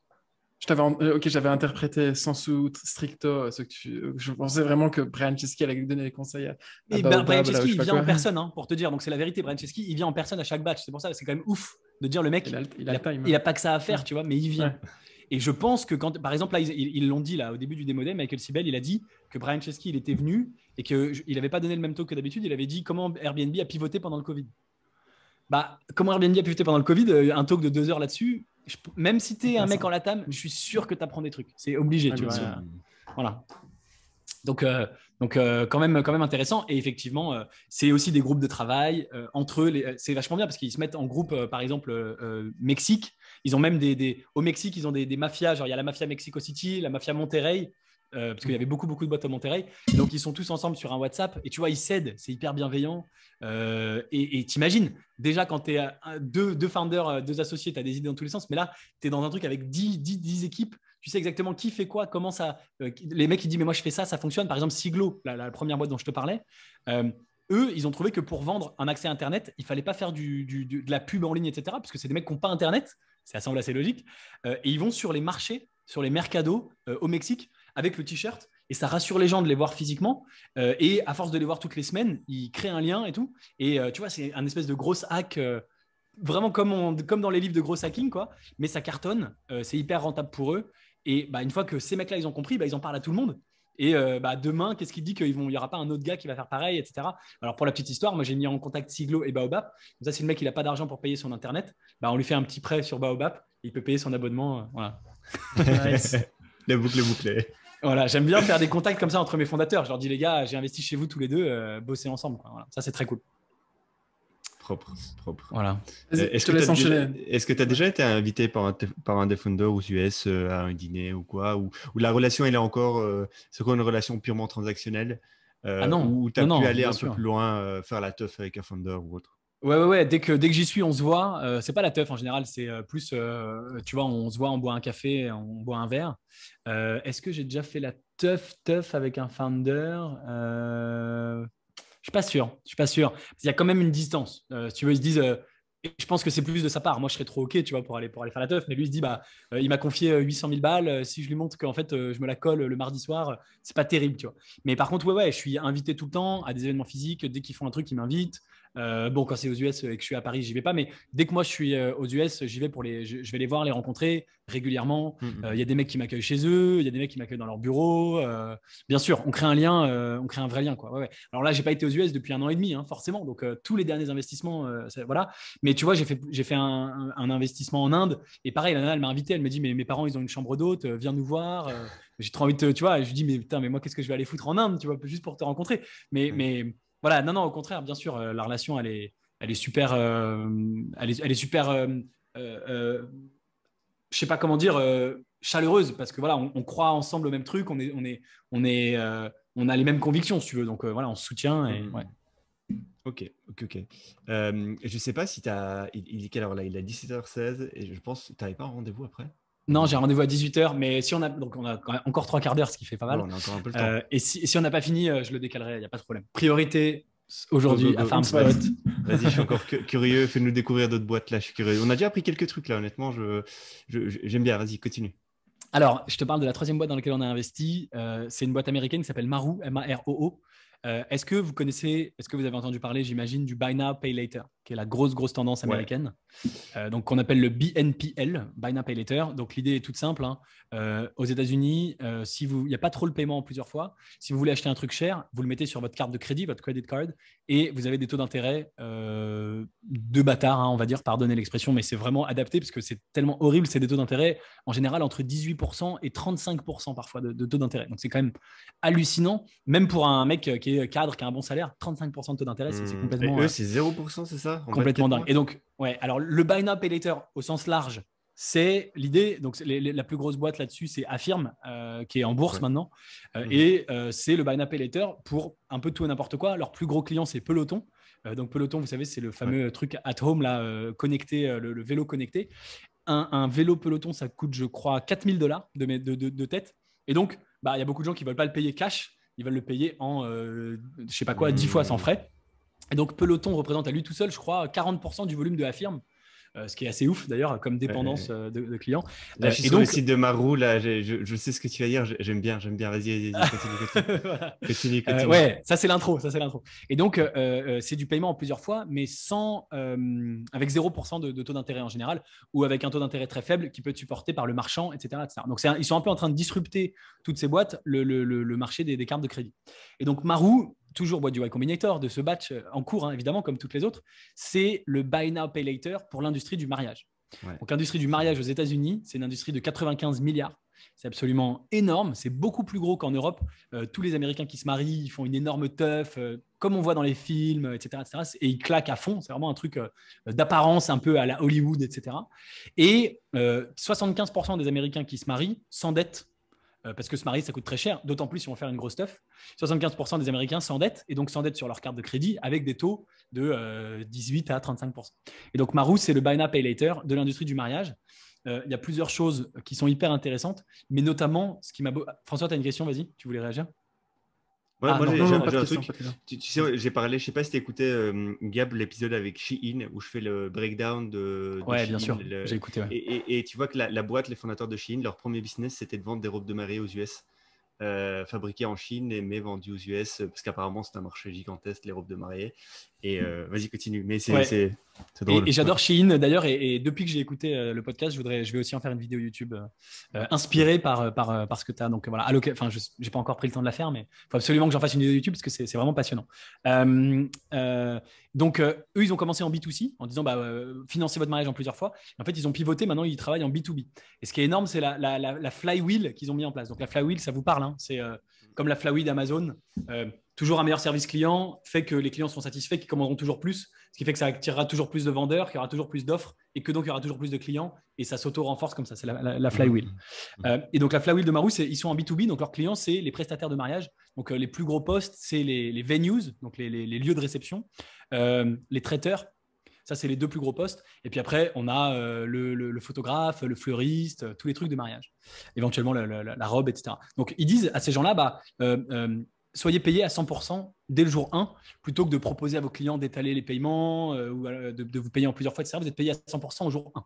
Donc, quand quelqu'un veut se marier, il dit voilà, coucou, on a vu ce lieu de réception, il est super, mais ça coûte hyper cher, un domaine de mariage. Ça peut coûter 10 000, 20 000, 30 000 dollars juste pour une journée. Hein. Donc, on parle de sommes quand même importantes. Et il dit pas de problème, si vous voulez, vous pouvez payer en plusieurs fois. On utilise Marou. Nous, on est payé tout de suite, donc on est ravis. Et vous payez en 10 fois sans frais, c'est gratuit. Alors, Marou prend une commission de 10% auprès du prestataire B2B. Donc, il dit vous êtes payé cash tout de suite, mais on vous file 90% de la somme. C'est des trucs classiques. C'est comme l'affacturage. En fait, l'affacturage, ça existe depuis la nuit des temps. Tu as une facture qui te sera payée dans 6 mois. Tu revends ta facture, tu touches l'argent tout de suite, mais tu touches un petit peu moins pour qu'on t'avance le cash. Donc, les prestataires, ils sont ravis de payer, d'avoir 10% de moins pour avoir l'argent tout de suite. Donc, ils disent, c'est le prestataire B2B qui va dire au couple qui se marie, OK, vous n'avez qu'à utiliser Marou. Donc, le couple découvre Marou et ils vont faire une simulation du crédit qu'ils peuvent avoir. Et en général, la facture moyenne, ça va être 4 000 $, la facture moyenne d'un prestataire de mariage. Alors, je ne compte pas le lieu, parce que ça peut être plus, 10 000, 20 000. Mais si tu prends un traiteur, par exemple, ça peut être 5 000 $, par exemple. Donc, il dit, vous voulez nous payer 5 000 $, allez utiliser Marou. Ils vont sur Marou faire la simulation. Et Marou leur dit, vous avez le droit à 20 000 $ de prêt. Ils disent, très bien. Ils vont filer les 5 000 $ à ce prestataire-là. Et ensuite, ils vont aller voir tous leurs autres prestataires qui ne sont pas sur Marou. Et ils leur disent, attendez, moi j'ai encore 15 000 qui me restent de facilité de paiement. Est-ce que vous ne voulez pas accepter Marou comme moyen de paiement? Comme ça, vous touchez le cash tout de suite. Certains des prestataires disent oui, et boum, automatiquement, ça devient les clients de Marou sans qu'ils aient eu besoin de travailler. Et à leur tour, quand ces nouveaux prestataires auront des nouveaux couples de mariés qui viendront les voir, ils leur diront, vous n'avez qu'à utiliser Marou. Et ça s'amplifie comme ça, en mode flywheel. Donc, ils n'ont aucun marketing à faire. C'est du pur effet de viralité. Voilà, bouche à oreille, effet de viralité. Et ça, j'ai trouvé ça énorme. Et donc, 10% de commission sur un marché à 95 milliards. Ça fait que ils ont calculé, il m'a parlé des métriques, il m'a dit, mais pour faire 100 millions par an de revenus, pour faire 10 millions de revenus, pour être valorisé, si c'est ça, pour être une licorne, il faut qu'on fasse 100 millions par an. Donc, quand tu fais 100 millions, tu es valorisé 1 milliard, 10 fois les revenus. Pour faire 100 millions, il faut qu'on prête 1 milliard. Et si tu regardes le budget moyen d'un mariage, etc., tu te rends compte qu'il faut qu'il fasse 400 ou 400 mariages par mois. Et tu te dis, 400 mariages par mois, c'est même pas… Tu vois, aujourd'hui, ils font déjà 20, 30 mariages par mois. Donc, tu te dis, il y a moyen d'y aller même en 1 an ou 2, quoi. C'est faisable. Assez chouette. Ouais. Est-ce qu'il y a une saisonnalité du mariage? Alors, oui. Ça, c'est un truc que j'ai adoré aussi. Il y a une saisonnalité du mariage, bien sûr. Les gens se marient au printemps. Enfin, ça va de, avril à septembre, on va dire, à fin septembre. Mais par contre, il n'y a pas de saisonnalité de la préparation du mariage. C'est ça qui est génial. C'est que les gens utilisent Marou quand ils sont avec leurs prestataires, quand ils préparent, quoi. Et ça, c'est juste énorme. On prépare toute l'année. Et donc, Marou, toute l'année, a des clients. Alors, il y a Jedi qui est connecté. On est tous les deux là. Je suis là, je branche juste mon ordinateur, je ne l'avais pas branché. Incroyable. Et François qui n'a pas de vidéo. Il n'y a que moi. Bienvenue sur The Time Spot. C'est un podcast créé par Gabriel Jarosson uniquement. Vous êtes chez moi. Je fais ce que je veux. On ne parle jamais de crypto ici, c'est interdit. Bon, trop cool. Vous êtes là, parfait. Mais, ok, d'accord. La saisonnalité du mariage, pas dans la programmation. Ok, d'accord. Ouais. C'est tout à fait logique. D'accord. Donc, très cool. Et super boîte, super fondateur. C'est quoi le profil des fondateurs? Alors, il y a un gars serial entrepreneur dans la finance. Donc, lui, tout l'aspect financier, buy now, pay later, etc. Et il s'est associé avec une nana qui travaillait chez The Note. The Note, c'est le plus gros média de mariage aux US. C'est une boîte qui vaut 10 milliards.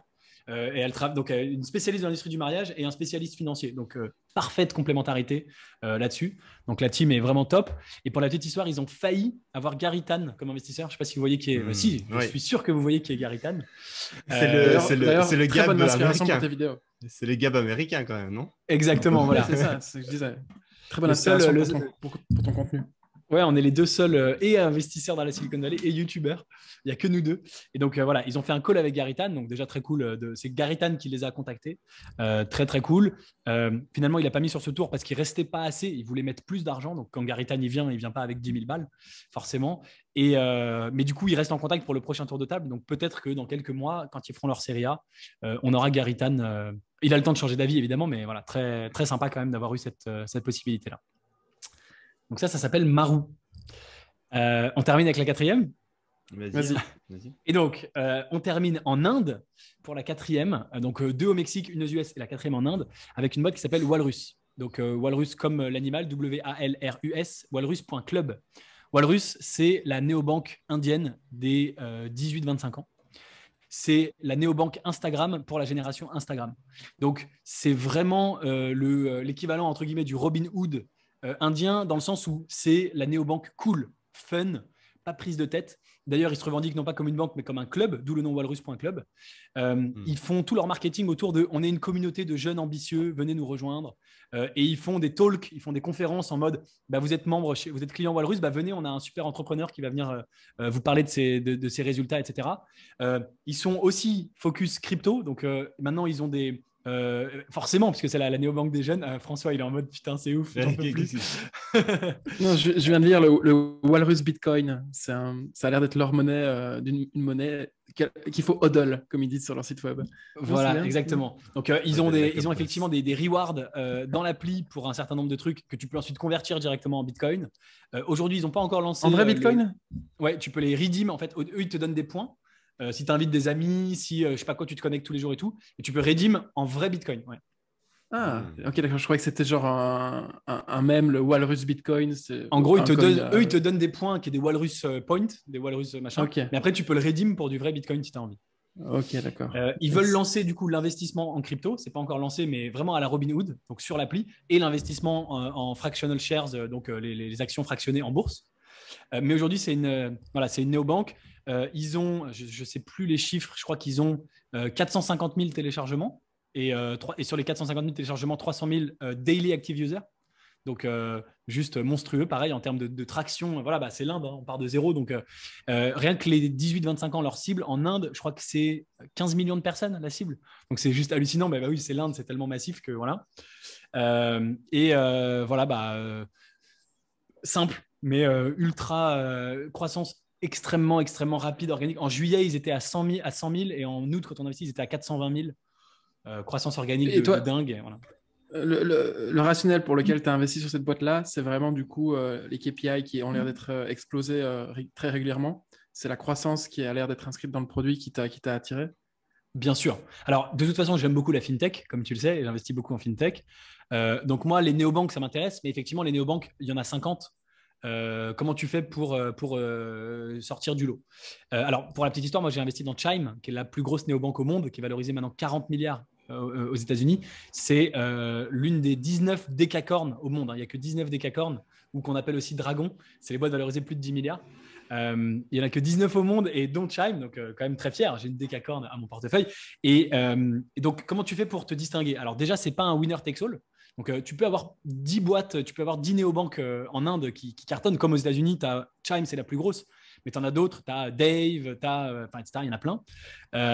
Et en Europe, tu as Revolut et N26 et qui cartonnent toutes les deux autant alors qu'elles se tirent la bourre. Mais effectivement, ensuite, la preuve, à nouveau, elle est dans les chiffres. C'est-à-dire qu'une boîte qui passe de 100 000 à 350 000 en un mois, tu te dis, ils ont un truc, ils ont un marketing hyper chouette, hyper cool, et ça fonctionne. Et ils ont du referral, énormément de referral, ils ont des coûts d'acquisition extrêmement bas, etc., etc. Donc, tu te dis, bah, c'est un land grab, en fait. Quel est le premier à atteindre 5 millions, 10 millions d'utilisateurs?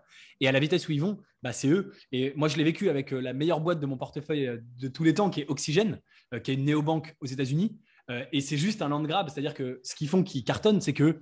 alors, eux, c'est une néobanque B2B, hein, Oxygène, alors que Walrus, c'est B2C, mais c'est juste voilà, aller le plus vite possible et exploser les compteurs. Et quand tu as trouvé la formule magique pour acquérir des utilisateurs à une vitesse phénoménale, bah, tu n'as rien à faire, quoi. Tu réfléchis pas, tu exécutes et tu land grab et tu vas bêtement, quoi. Voilà. Alors, moi, les 3 premières boîtes, j'ai beaucoup aimé.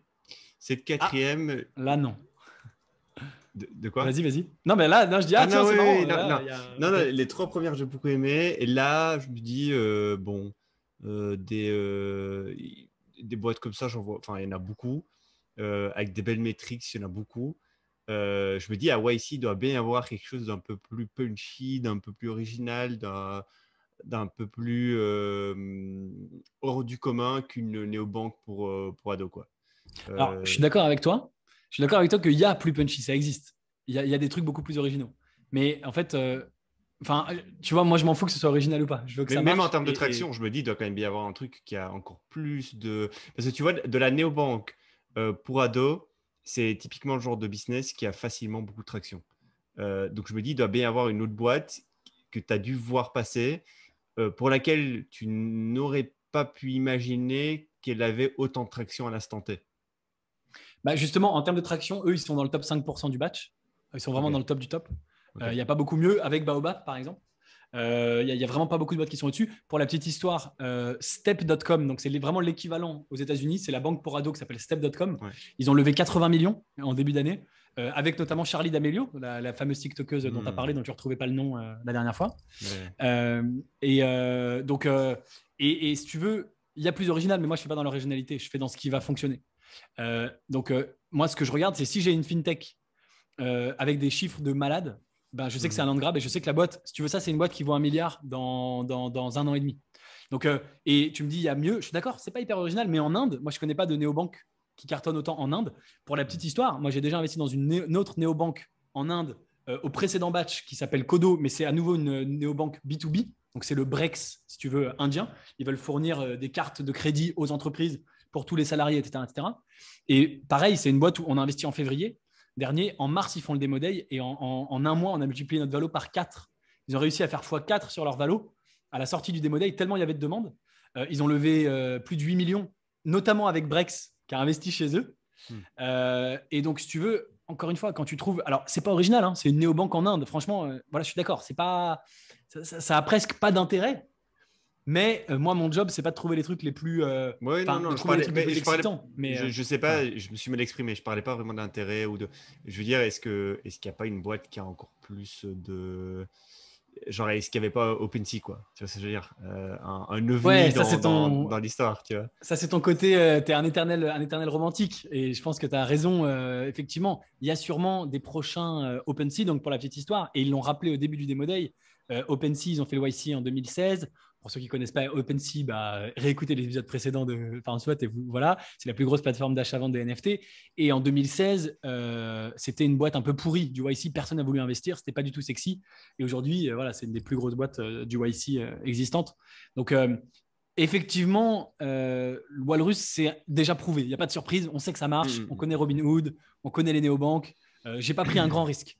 Mais moi, pour info, moi, j'aurais probablement pas investi dans OpenSea en 2016 parce que mon métier, c'est quand même de ne pas prendre trop de risques et de jouer un peu des trucs sûrs et certains. Mais si tu veux, quand je joue un truc sûr et certain, mais où les mecs, ils peuvent multiplier leur argent par 1000, c'est-à-dire que les mecs chez moi qui ont mis 2500 euros, ils peuvent récupérer 2,5 millions et je ne prends pas beaucoup de risques, c'est royal. C'est ça mon métier. C'est En termes de club, je comprends tout à fait. Ouais, voilà. ouais, okay. Et pour la petite histoire, on en a parlé hier soir, Jedi, à notre dîner. Les gars du dîner, ils devenaient fous parce qu'ils connaissaient la crypto. Moi, j'ai refusé d'investir dans Sorare au tout début, en seed. J'ai aussi fait une vidéo YouTube qui est sortie récemment qui s'appelle J'ai refusé d'investir et j'ai perdu 200 millions. Et donc, c'est ça l'histoire, c'est que si j'avais investi dans Sorare, aujourd'hui, ça vaudrait 200 millions. C'est pas mon argent à moi, c'est l'argent de tous les membres du club. Mais un investissement de 150 000 $ il y a 3 ans vaudrait aujourd'hui 213 millions d'euros, 150 000 euros à 213 millions d'euros. Pourquoi? Parce que c'était trop risqué à l'époque, ça ne correspondait pas à mes critères d'aujourd'hui. Moi, je suis pas, mon métier, c'est pas de prendre de vraiment mettre des flyers sur des trucs qui me paraissent complètement fous. Tu vois, je fais pas des moonshots. Moi, je fais plutôt des sure things. Et ça marche aussi. Voilà. T'as pas une section dans ton fond, enfin dans ton club où tu dis une fois par an, je vous propose un truc super risky et on tente un truc. T'as pas ça, genre. Non, du coup, je comprends le type de profil de risque que tu veux proposer. Est-ce que tu n'as pas une section où de temps en temps, tu as des petites perles qui en fait ont pas de métriques ou pas grand-chose, mais la team a l'air oufissime, le marché a l'air dingue, et tu te dis, bah allez les gars, si vous voulez, on met même moins, tu vois, par exemple, que 50K, mais on essaye de faire des moonshots sur des trucs qui sont pas du tout, qui sont super risqués. Non, je le fais pas aujourd'hui. Alors moi, je peux le faire en perso. J'en ai fait certains, des tout petits tickets sur des mecs. J'ai vraiment juste une conviction trop importante pour les laisser passer. Mais je peux pas le proposer au club parce que ça rentre pas dans les critères. Mais aujourd'hui, je le fais pas avec le club. Et tu sais, Léonis, c'est un club premium. C'est un club où pour rentrer, c'est cher. Et les gens, ils viennent là pour gagner de l'argent. Ils viennent aussi là pour rêver, mais ils viennent là surtout pour gagner de l'argent. Encore une fois, si je peux prendre… Il ne faut pas oublier que les startups de base, c'est hyper risqué, y compris le Y Combinator. Et il y a quand même des boîtes qui vont se planter. Donc, si je peux prendre un peu moins de risques, mais aller sur des trucs un peu plus sûrs, mais dire aux gars, comme c'est la Silicon Valley, comme c'est le Y Combinator, tu vas multiplier ton argent par 100, par 1000, c'est royal. Ils ne demandent que ça. Les gens, ils veulent prendre le moins de risques possible. Et encore une fois, une boîte comme Walrus, à la valo à laquelle on investit, on peut faire x1000. Facilement, si tu veux. Enfin, facilement. C'est pas nous qui allons bosser derrière, c'est eux. Mais j'ai aucune difficulté à imaginer qu'une boîte comme ça, si elle réussit et qu'elle a la bonne trajectoire, on puisse faire x1000. Et faut pas oublier non plus que l'histoire est écrite par les vainqueurs. C'est-à-dire qu'aujourd'hui, on voit OpenSea et on se dit, putain, si j'avais investi en 2016, c'est dingue, etc. Mais en 2016, si tu avais mis des flyers sur 10 boîtes un peu bof, tu aurais peut-être perdu ton argent sur les 10 boîtes. Et même chose aujourd'hui. Donc, si tu veux, moi, j'ai des critères d'investissement hyper précis que j'ai développés justement pour réduire réduire la sélection à des boîtes où on a beaucoup plus de chances qu'elles réussissent que les autres. Et donc, ça veut dire que tu prends moins de flyers. Ça va ensemble. Une boîte qui a plus de chances de réussir, c'est une boîte qui a moins de chances d'échouer. Donc, c'est une boîte qui est déjà plus sur une trajectoire écrite. Voilà. Moi, j'ai une anecdote par rapport à OpenSea qui est dans la même catégorie de OK, il y a des flyers, il y a des winner takes it all qu'on ne voit pas venir. En 2019, début 2019, je venais de rentrer dans ma startup à l'époque. J'avais déjà envie de voir un truc ailleurs. Et je rigole parce que j'en ai déjà parlé plein de fois en privé. Et du coup, j'avais repéré OpenSea qui était du coup la petite startup pourrie qui proposait des NFT. Il y avait que des NFT qui ressemblaient à rien. Enfin, qui du coup, la plupart valent des millions aujourd'hui, tu vois. Mais du coup, il n'y avait pas beaucoup de NFT. Il y avait peut-être pas des beaucoup de trafic. qui sait. Ouais. Des CryptoPunk à 10 balles. Ah, c'est moche ce truc et tout. Il n'y avait pas de volume. Ils étaient 4. Leur outil de recrutement, c'était un Notion. Vraiment basique. Et ils recherchaient un growth à l'époque. Et je m'étais dit, mais trop bien. Je comprends plus ou moins à quoi ça sert un NFT. En tout cas, j'ai l'impression que ça va être l'espèce de plateforme où les gens vont aller revendre leurs petits bonhommes qu'ils auront récoltés dans des jeux ou leur œuvre d'art digitale, etc. Bref, j'avais plus ou moins capté le truc au début, tu vois. Et à l'époque, et toujours maintenant, je tiens beaucoup en estime le CTO avec lequel je bossais. Et je lui ai envoyé une capture d'écran de OpenSea en lui disant, t'as vu, il recherche un growth. Qu'est-ce que tu en penses? Et sa réponse, et je lui en veux pas, parce que c'est moi qui ai pris la décision à la fin de ne pas le faire, de ne même pas essayer de postuler. Sa réponse était, tu vaux mieux que ça. Donc, tu vois, 5 ans après, moi, je suis passé à côté quelque part. Si on part du principe que j'aurais pu être accepté, je suis passé à ça de travailler chez OpenSea en tant que 4e employé. Tu as eu du capital. Du capital, du knowledge, de l'insight. Ouais, c'est ça. Ouais. J'ai exactement la même histoire avec Snapchat. Voilà. Au début de Snapchat, je sortais de mon école d'ingé et je me dis, vas-y, c'est dans la Silicon Valley que ça se passe. J'avais déjà l'idée et je me dis, bah, je vais aller postuler dans une startup dans la Silicon Valley. Et je trouve une offre. À l'époque, j'avais monté une toute petite boîte de community management. Et en fait, je trouve plein d'offres dans la Silicon Valley, mais c'était que développeur. Moi, je voulais pas développer. Je savais un peu développer, mais j'étais pas très fort et ça me plaisait pas. Et donc, dans la Silicon Valley, je galère. Et je trouve un job. Moi, ce que je faisais, c'était donc du social media. J'avais des clients pour qui, en fait, j'animais les communautés sur Facebook, Twitter et tout. On parle de 2011, 12, 13. C'était vraiment le début. Et je trouve un job community manager dans une startup que je connaissais pas du tout, qui s'appelait Snapchat. Et c'était bien payé et tu avais 0,5% de la boîte. 0,5% de la boîte et comme toi François, je me suis dit ah bah ouais trop bien, je vais le faire et tout, puis j'ai même pas postulé, donc c'est même pas que j'ai été rejeté ou quoi. Je me suis dit je le ferai plus tard et puis une semaine après j'avais changé d'idée, je me suis dit bon finalement je reste en France, mais voilà, si j'avais eu 0,5% de Snapchat ça valait je sais plus presque 1 milliard au moment de l'IPO quoi, enfin un truc de fou quoi. C'est plus grave que ça puisque moi j'ai envoyé un seul message à Dave ou David Finzer qui est le CEO de OpenSea sur LinkedIn. Il m'a accepté. Il n'a pas lu mon message et je me suis dit, bon, bah, je vais lui en renvoyer un la semaine d'après, tu vois, et je ne l'ai jamais fait.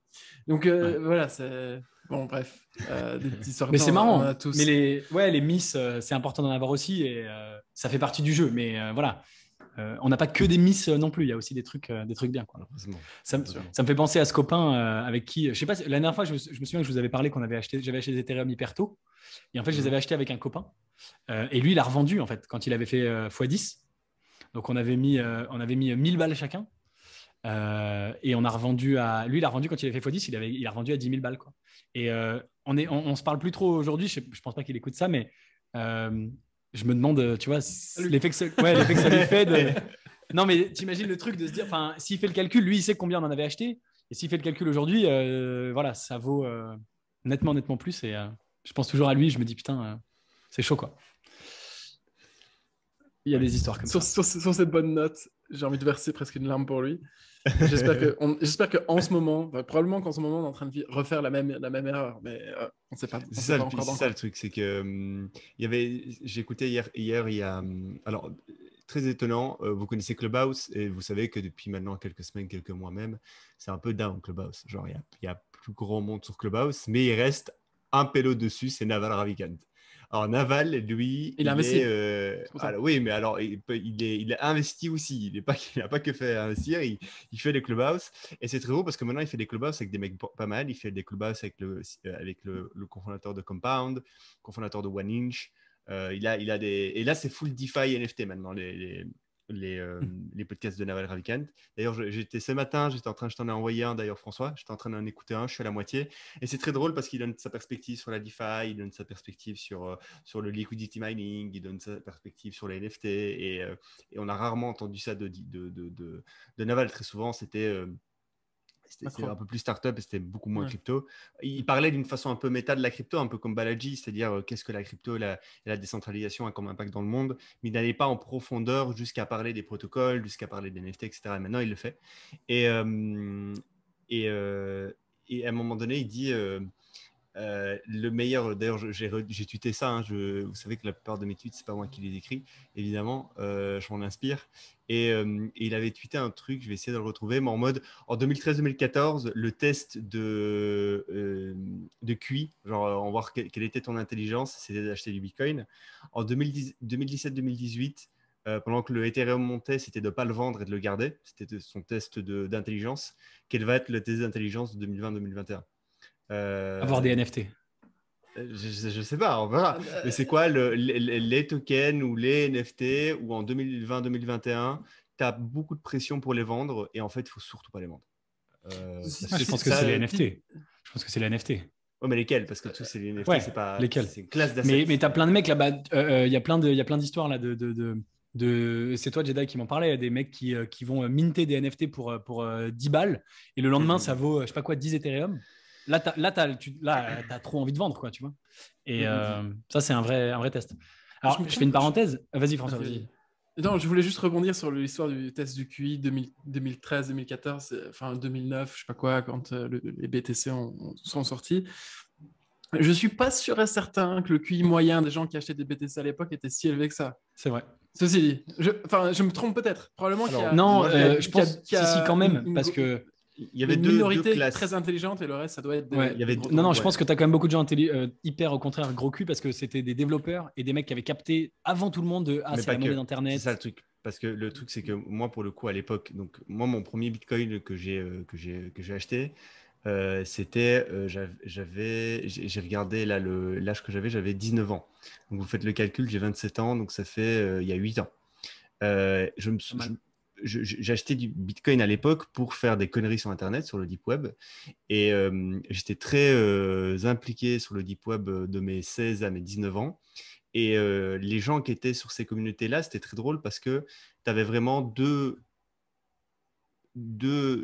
avais plein de topics. En fait, c'était des topics très méta, mais c'était aussi des topics totalement illégaux.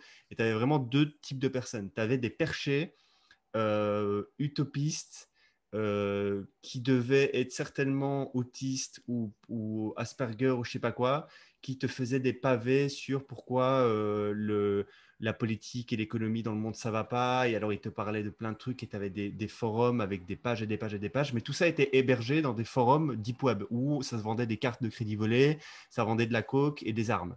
Les deux topics étaient je veux dire, tu avais vraiment... quoi. C'est ça, c'était des Ouais, mais le fondateur de Silk Road, moi j'ai lu le bouquin là, qui parle de sa track, c'est passionnant, je vous le conseille. American Kingpin, ça s'appelle. J'ai vu le docu, là, il y avait un docu récemment. Et lui, c'était un businessman, mais c'était avant tout philosophique. C'était avant tout, comme tu le. Enfin voilà, c'était un mix des deux, comme tu le mentionnes. C'était avant tout une posture philosophique. Ouais, et tu avais ces mecs-là, et en même temps de ça, tu avais clairement des mecs qui étaient. Parce que moi, j'étais dans des communautés anglophones, mais principalement quand même francophones. J'étais sur plusieurs communautés. Et d'ailleurs, j'ai toujours les noms des communautés et il y avait des noms what the fuck. Et dans les francophones, c'était Rachid dans Paris qui vend pas du shit en bas des blocs comme ses potes, mais qui est un peu dev a fait quelques études, il n'est pas trop con et il sait faire des sites de phishing et il récupère des cartes de crédit volées sur le Bon Coin. Et il vendait ça contre du Bitcoin parce qu'en fait, la monnaie, c'est le Bitcoin.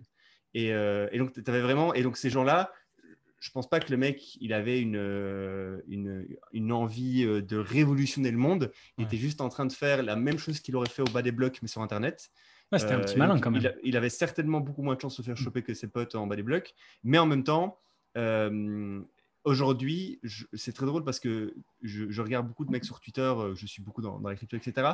Et il y a des mecs qui disent on était là à l'époque de Silk Road, etc. Et tu as des mecs qui remettent même des. Vous savez, dans Internet, il y a des histoires d'Internet, comme récemment, il y a eu Loot. Et des fois, tu as des histoires comme ça, un peu what the fuck, qui marquent des moments sur Internet.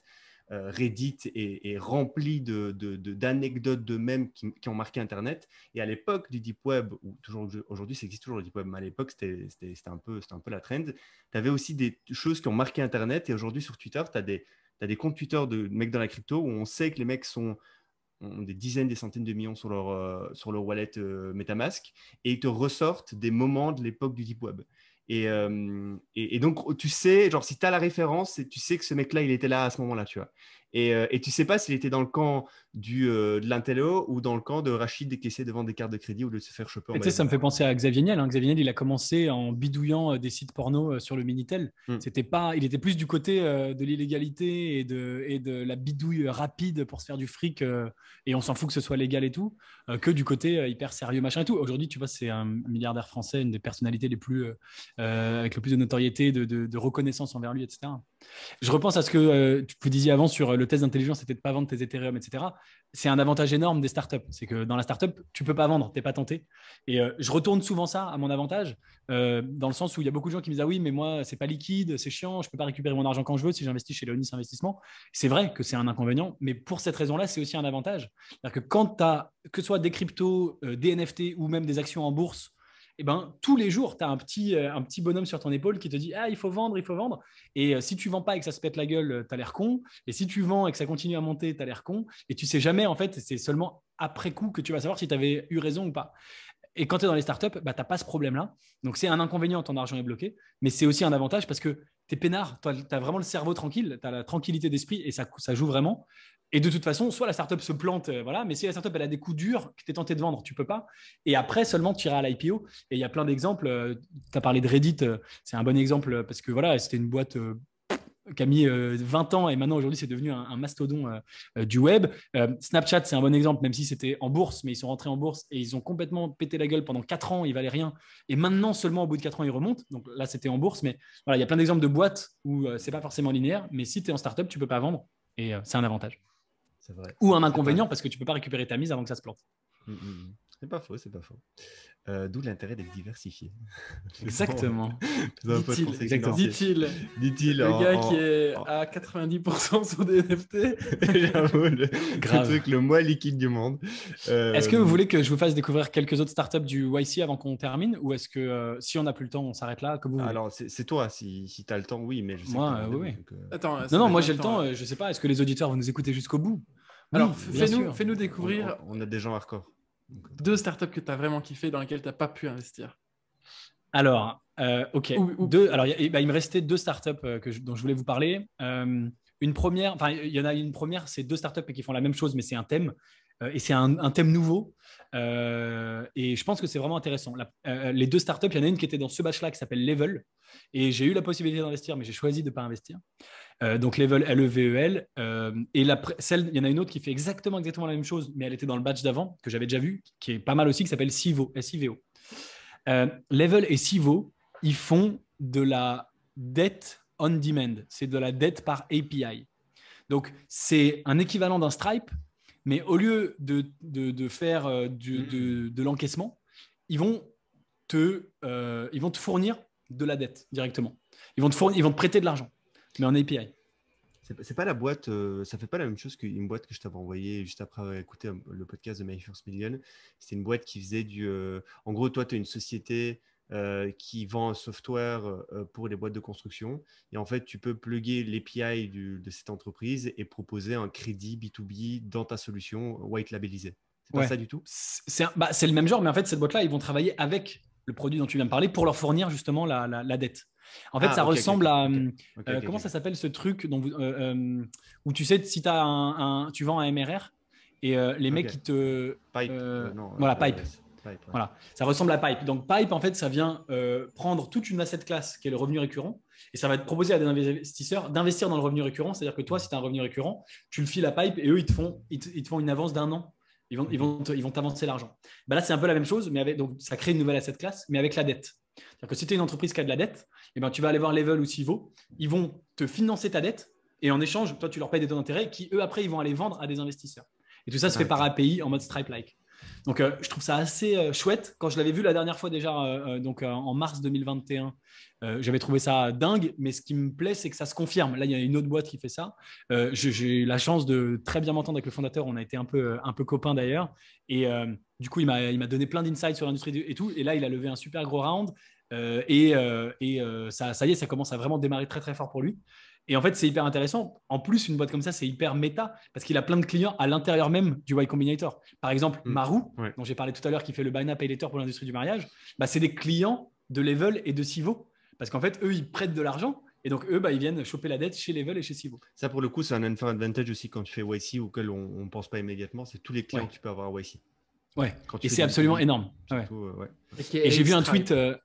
voilà, j'ai vu un tweet hyper drôle, mais qui est vrai, qui disait un jour YC, ça va devenir un écosystème fermé où il y aura que des boîtes qui se vendront entre elles et c'est tout. Ce sera juste, ils n'auront plus aucun contact avec l'extérieur. Et c'est vrai qu'aujourd'hui, c'est un tel écosystème. Et moi, je le vois parce que je connais toutes les boîtes. Et parfois, tu vois dans le démo day ou quoi, dans les pitchs, voilà nos clients. Et il met genre 5 noms. Tu dis, ouais, il a 5 clients, il vient de commencer. Et c'est les copains du batch à qui j'ai parlé, genre la veille et tout. C'est trop drôle, tu vois. Ils se refilent tous des services entre eux. Donc j'ai trouvé ça hyper intéressant et voilà, je voulais vous en parler parce que je pense que c'est vraiment une tendance, vraiment créer des nouvelles assets classes et les proposer à des investisseurs comme Pipe le fait sur le MRR, comme Level et Civo le font sur la dette, et c'est une super opportunité de création de boîte. Les mecs de Y Combinator, quand ils ont vu Level, ils ont dit aux gars, ça, vous êtes deux à le faire et c'est $1 billion ou même voilà, plus dans les 2-3 années qui viennent, donc allez-y à fond. Et vraiment, les mecs du YC, tous les partenaires sont derrière en mode ça, on crée carrément vraiment un nouveau marché, quoi, si tu veux. Et donc, c'est hyper intéressant de se dire, pour tous les gens de FarmSpot qui nous écoutent, qui aiment aussi écouter pour avoir des idées de business, etc. Qu'est-ce qu'on peut créer comme nouvelle classe d'assets pour des investisseurs? Dans quoi on peut investir à partir de trucs qui n'existaient pas? Tu vois, investir dans le MRR, ça n'existait pas il y a quelques années, maintenant Pipe le fait. Investir dans racheter la dette, proposer la dette comme produit d'investissement, ça existait. Mais ça n'existait pas sous cette forme-là, en mode API, plug and play, etc. Qu'est-ce qu'il y a d'autre? Quel est le prochain truc? Tu vois, est-ce qu'on ne peut pas faire… on en parlait… Pipe pour les propriétaires de… Ouais, pour les landlords, exactement. Ouais, ça c'était Pipe super pour les intéressant. landlords. Tu m'avais dit que la boîte avait un peu changé, mais vas-y, pitch, là on a 2-3 minutes avant que tu partes, dis-moi. Ils ont pivoté, ouais, mais l'idée est géniale, c'est Pipe pour les landlords, donc c'est pareil. C'est un peu, donc Pipe, c'est si tu as du MRR, du revenu récurrent, on te file 1 an en avance, et après on récupère le MRR nous de notre côté. Et en fait, quand tu es un propriétaire, c'est pareil. C'est comme si tu avais du MRR, parce que tu as un gars chez toi qui va te payer tous les mois un loyer. Et donc, on va te filer 1 an d'avance de loyer en cash, et tous les mois, le loyer, il sert pour rembourser. Et pareil, tu peux mettre en relation avec des investisseurs qui vont te fournir le capital pour investir là-dedans. Tu as capté François ou pas? Je vais trop vite, pardon. J'ai capté. Non, j'ai tout à fait capté. Désolé, il y a les Italiens qui hurlent dans la rue, du coup, je me mute. Désolé. Là, on entend rien. Mais par contre, ce qu'il vient de dire là avec les landlords, c'est super intéressant et j'avais vraiment bien aimé cette… Je vois très bien. Alors, je me posais la question, est-ce que c'est un vrai problème? Je ne suis pas propriétaire, mais je pense que surtout pour les propriétaires investisseurs, c'est pour le coup, c'est super quoi, pour eux. Et je pense que ce n'est pas un problème. Je pense que tu n'aurais pas 100% des propriétaires qui seraient concernés, mais qu'il y a des gens que ça peut intéresser à un moment donné, comme tu l'as dit, pour refaire un achat ou pour X, Y raison, un besoin personnel. Tu vois, l'argent, avoir une besoin de cash qui arrive rapidement. Il y a quand même des milliards de cas et de possibilités dans la vie de tout le monde qui peuvent se présenter. Donc, tu n'auras pas tous les propriétaires immobiliers au monde comme clients, mais tu imagines le nombre de clients potentiels, le nombre de propriétaires immobiliers à qui tu peux proposer ton offre. C'est quasiment infini, quoi. Écoute, encore une fois, c'est des trucs en fait où c'est nouveau, c'est un espèce de shift mental. Il faut capter que c'est possible et que ça existe. Si tu veux, même Pipe, personne connaît. Moi, quand je parle de Pipe autour de moi, personne connaît. Bon, dans le milieu startup et tout, un peu plus.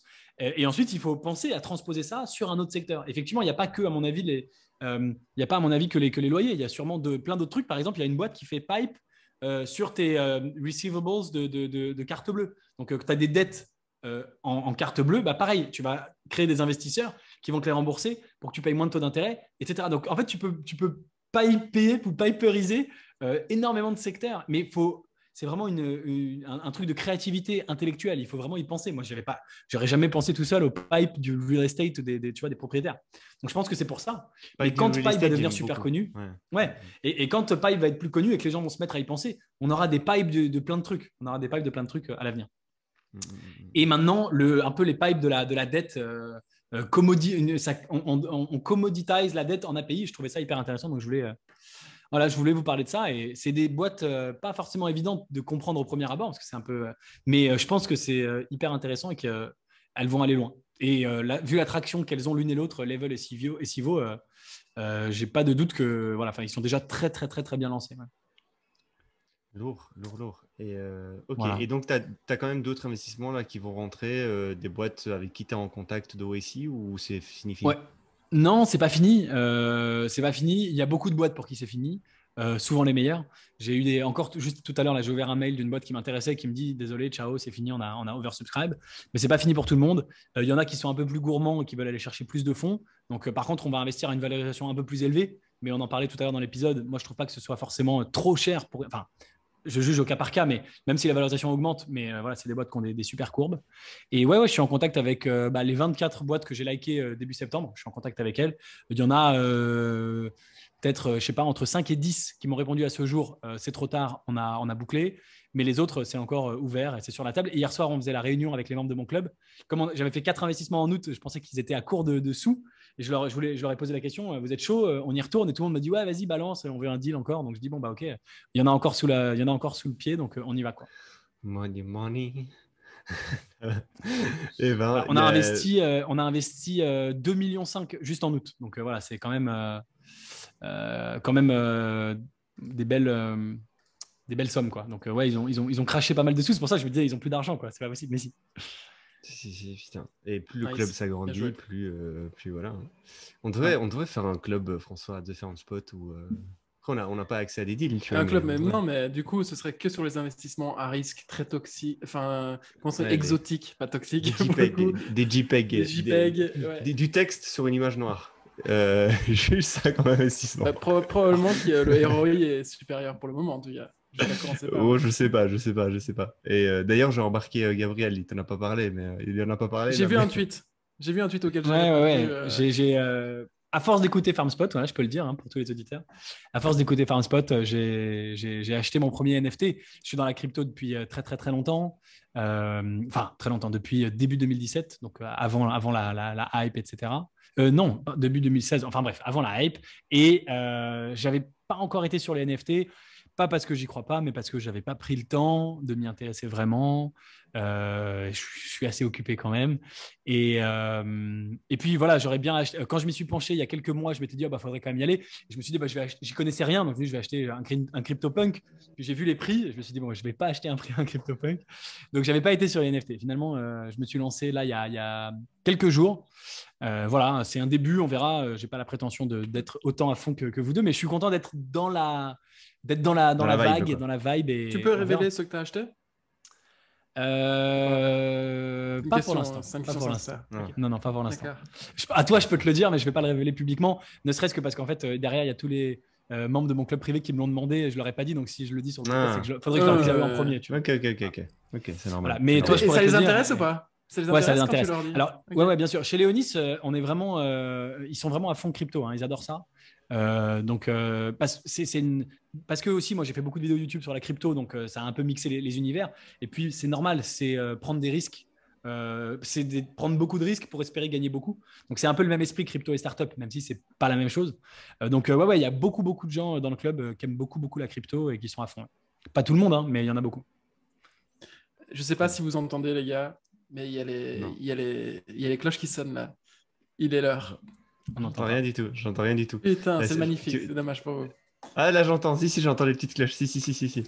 Moi, j'aime beaucoup ta petite cafetière, là. Tu vas aller te faire un café pour démarrer C'est même ta pas... Ah, soirée. ça y est, j'entends. Ouais, c'est une cafetière italienne, Si, ouais, si. c'est chouette. Ouais. J'entends les cloches, c'est cool.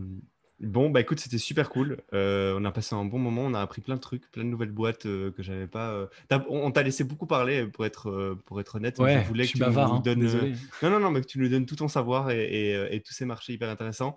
Et c'est encore une fois, c'est l'exemple type que heureusement que je suis pas à 3000% dans la crypto et que je suis quand même, j'entends quand même des boîtes comme ça parce qu'il y a plein de trucs hyper excitants et ça me fait plaisir de savoir que même des business pas crypto m'excitent quand même, quoi. Ça, c'est un truc, on en parle souvent avec François. C'est ce qu'on pourrait parler pendant des heures et des heures, des heures de crypto. Oui, mais on a aussi envie d'entendre des business normaux, quoi. Enfin, normaux, un peu plus tradis, quoi.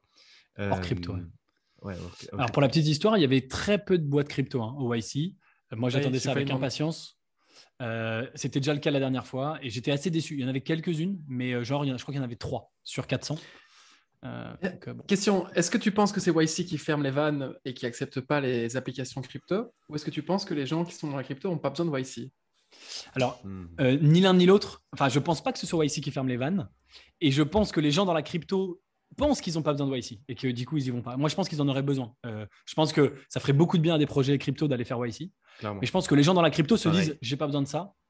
Pareil. Et n'y vont pas, à mon avis. Mais je pense pas que YC ferme parce qu'ils prennent quand même des projets crypto, donc ils sont au courant. Enfin, à mon avis, ils pensent que c'est un secteur porteur et intéressant. Ils Parce prennent qu'il y des en a projets quand même crypto quelques-uns. un peu CeFi, pas pour le coup. Enfin, si on parle de la finance, j'ai l'impression qu'il y a des projets qui sélectionnent. J'en ai vu passer un Moi, notamment très CeFi. Moi, je pense qu'ils peuvent prendre aussi de la DeFi et des trucs avec des tokenomics très, très strong et tout. C'est juste que, comme il le dit, et moi je le vois très bien sur Twitter, tu as vraiment des clans anti-VC, Ouais. etc., etc. Et c'est hard. Et en plus, quand tu vois, en fait, le truc, c'est quand tu vois combien YC prend dans les boîtes, Ouais, c'est vrai. pour une startup Web2 qui a envie d'avoir d'hyper-croissance, qui comprend tous les unfair advantages qu'elle peut avoir, c'est un no-brainer d'y aller. Pour une Web3 qui a l'impression que l'argent coule dès qu'elle fait un tweet et qui ne comprend pas qu'en fait, ce serait intéressant d'être éduqué, parce que c'est ça aussi, hein, c'est de s'éduquer un peu, et que oui, tu peux avoir 23-24 ans, avoir plein de VC qui veulent te donner des millions, mais tu peux aussi les cracher comme un con et faire les pires conneries que tu puisses faire en termes de produits, en termes de marketing, en termes de branding, en termes de stratégie, et que tu penses qu'en fait, tu peux juste t'éduquer grâce à Twitter. Ils vont pas accepter d'aller donner des pourcentages à YC, quoi. Ouais. Même Alors, Web2, il y a des gens qui ont des hésitations, des gens qui disent ah non, mais YC, ils prennent trop et tout. Donc en crypto, c'est encore plus, quoi. Je trouve que l'opposition VC versus bootstrapping est beaucoup plus présente en Web2. Sur les projets Web3, tu veux dire. Web3 que... Non, Web2, justement. Sur les projets Web3 que je suis, en tout cas, il y a une majorité qui lève des fonds. Oui, mais Sans tu as vu les passer par valos. les organismes. Oui, mais est-ce que tu as Non, vu ce mais... qu'ils donnent? C'est-à-dire qu'ils Ouais. donnent très peu pour beaucoup d'argent. Et YC, genre le deal Oui, de mais ça veut dire que YC c'est pas une est horrible philosophie. pour eux. C'est pas par philosophie ou par opinion ou par conviction politique qui veulent pas. Enfin, tu avais l'air de suggérer que les projets Web3 ne voulaient pas lever des fonds. Comme s'il y Ah avait non, deux non, camps, non, là, non, tu non, vois, non, non. non, non, non, non, il lève presque tous des fonds, c'est pas ça le. Non, Ok, non, d'accord, je me suis d'accord, mal d'accord. expliqué. Je me suis mal exprimé. C'est non, non, non, c'est qu'ils pensent que juste que eux, ce qu'ils veulent, c'est des experts crypto et des experts Et de la crypto monnaie. Ok, qui leur donnent beaucoup d'argent pour peu de ok, pourcentage ou d'accord. pour une grosse valeur. C'est ça qu'ils veulent. Et YC, c'est pas ça. Alors, il y a certainement quelques experts crypto. Par contre, il y a des experts entrepreneurs. Il y a des experts de OK, comment on build une boîte. Ok, oui, d'accord. Je suis d'accord. D'accord. Tu vois. Tout à fait Et, d'accord. donc, ouais. Et du coup, le deal n'est pas du tout adapté, je pense, à des boîtes Web3, mais peut-être qu'ils feront un truc à part, je sais pas. Voilà. J'espère qu'il y en aura plus à l'avenir, mais bon, on verra. Ouais. Et du coup, pardon, voilà, ok. On en reparlera dans un épisode prochain. J'espère qu'on Allez. pourra parler des boîtes crypto. Bon, bah, Dans le prochain batch YC, peut-être. Carrément. bah écoute, c'était super cool. Si vous avez rien à rajouter, les gars, on peut clore. On a quand même bien tenu. On a tenu une heure et demie au moins. C'est passé très très vite. On va te laisser aller prendre ton rendez-vous. C'était un plaisir. N'oubliez pas de vous abonner. On mettra bien évidemment la chaîne YouTube de Gabriel en dessous. On fera un peu de pub. Et on se revoit bientôt. Abonnez-vous. Ciao, Merci à tous les deux de m'avoir reçu et à très vite. Et mettez un like, Grand un plaisir. abonnement et tout. Ouais, abonnement. Merci beaucoup. Ciao, ciao. Merci beaucoup. Ciao.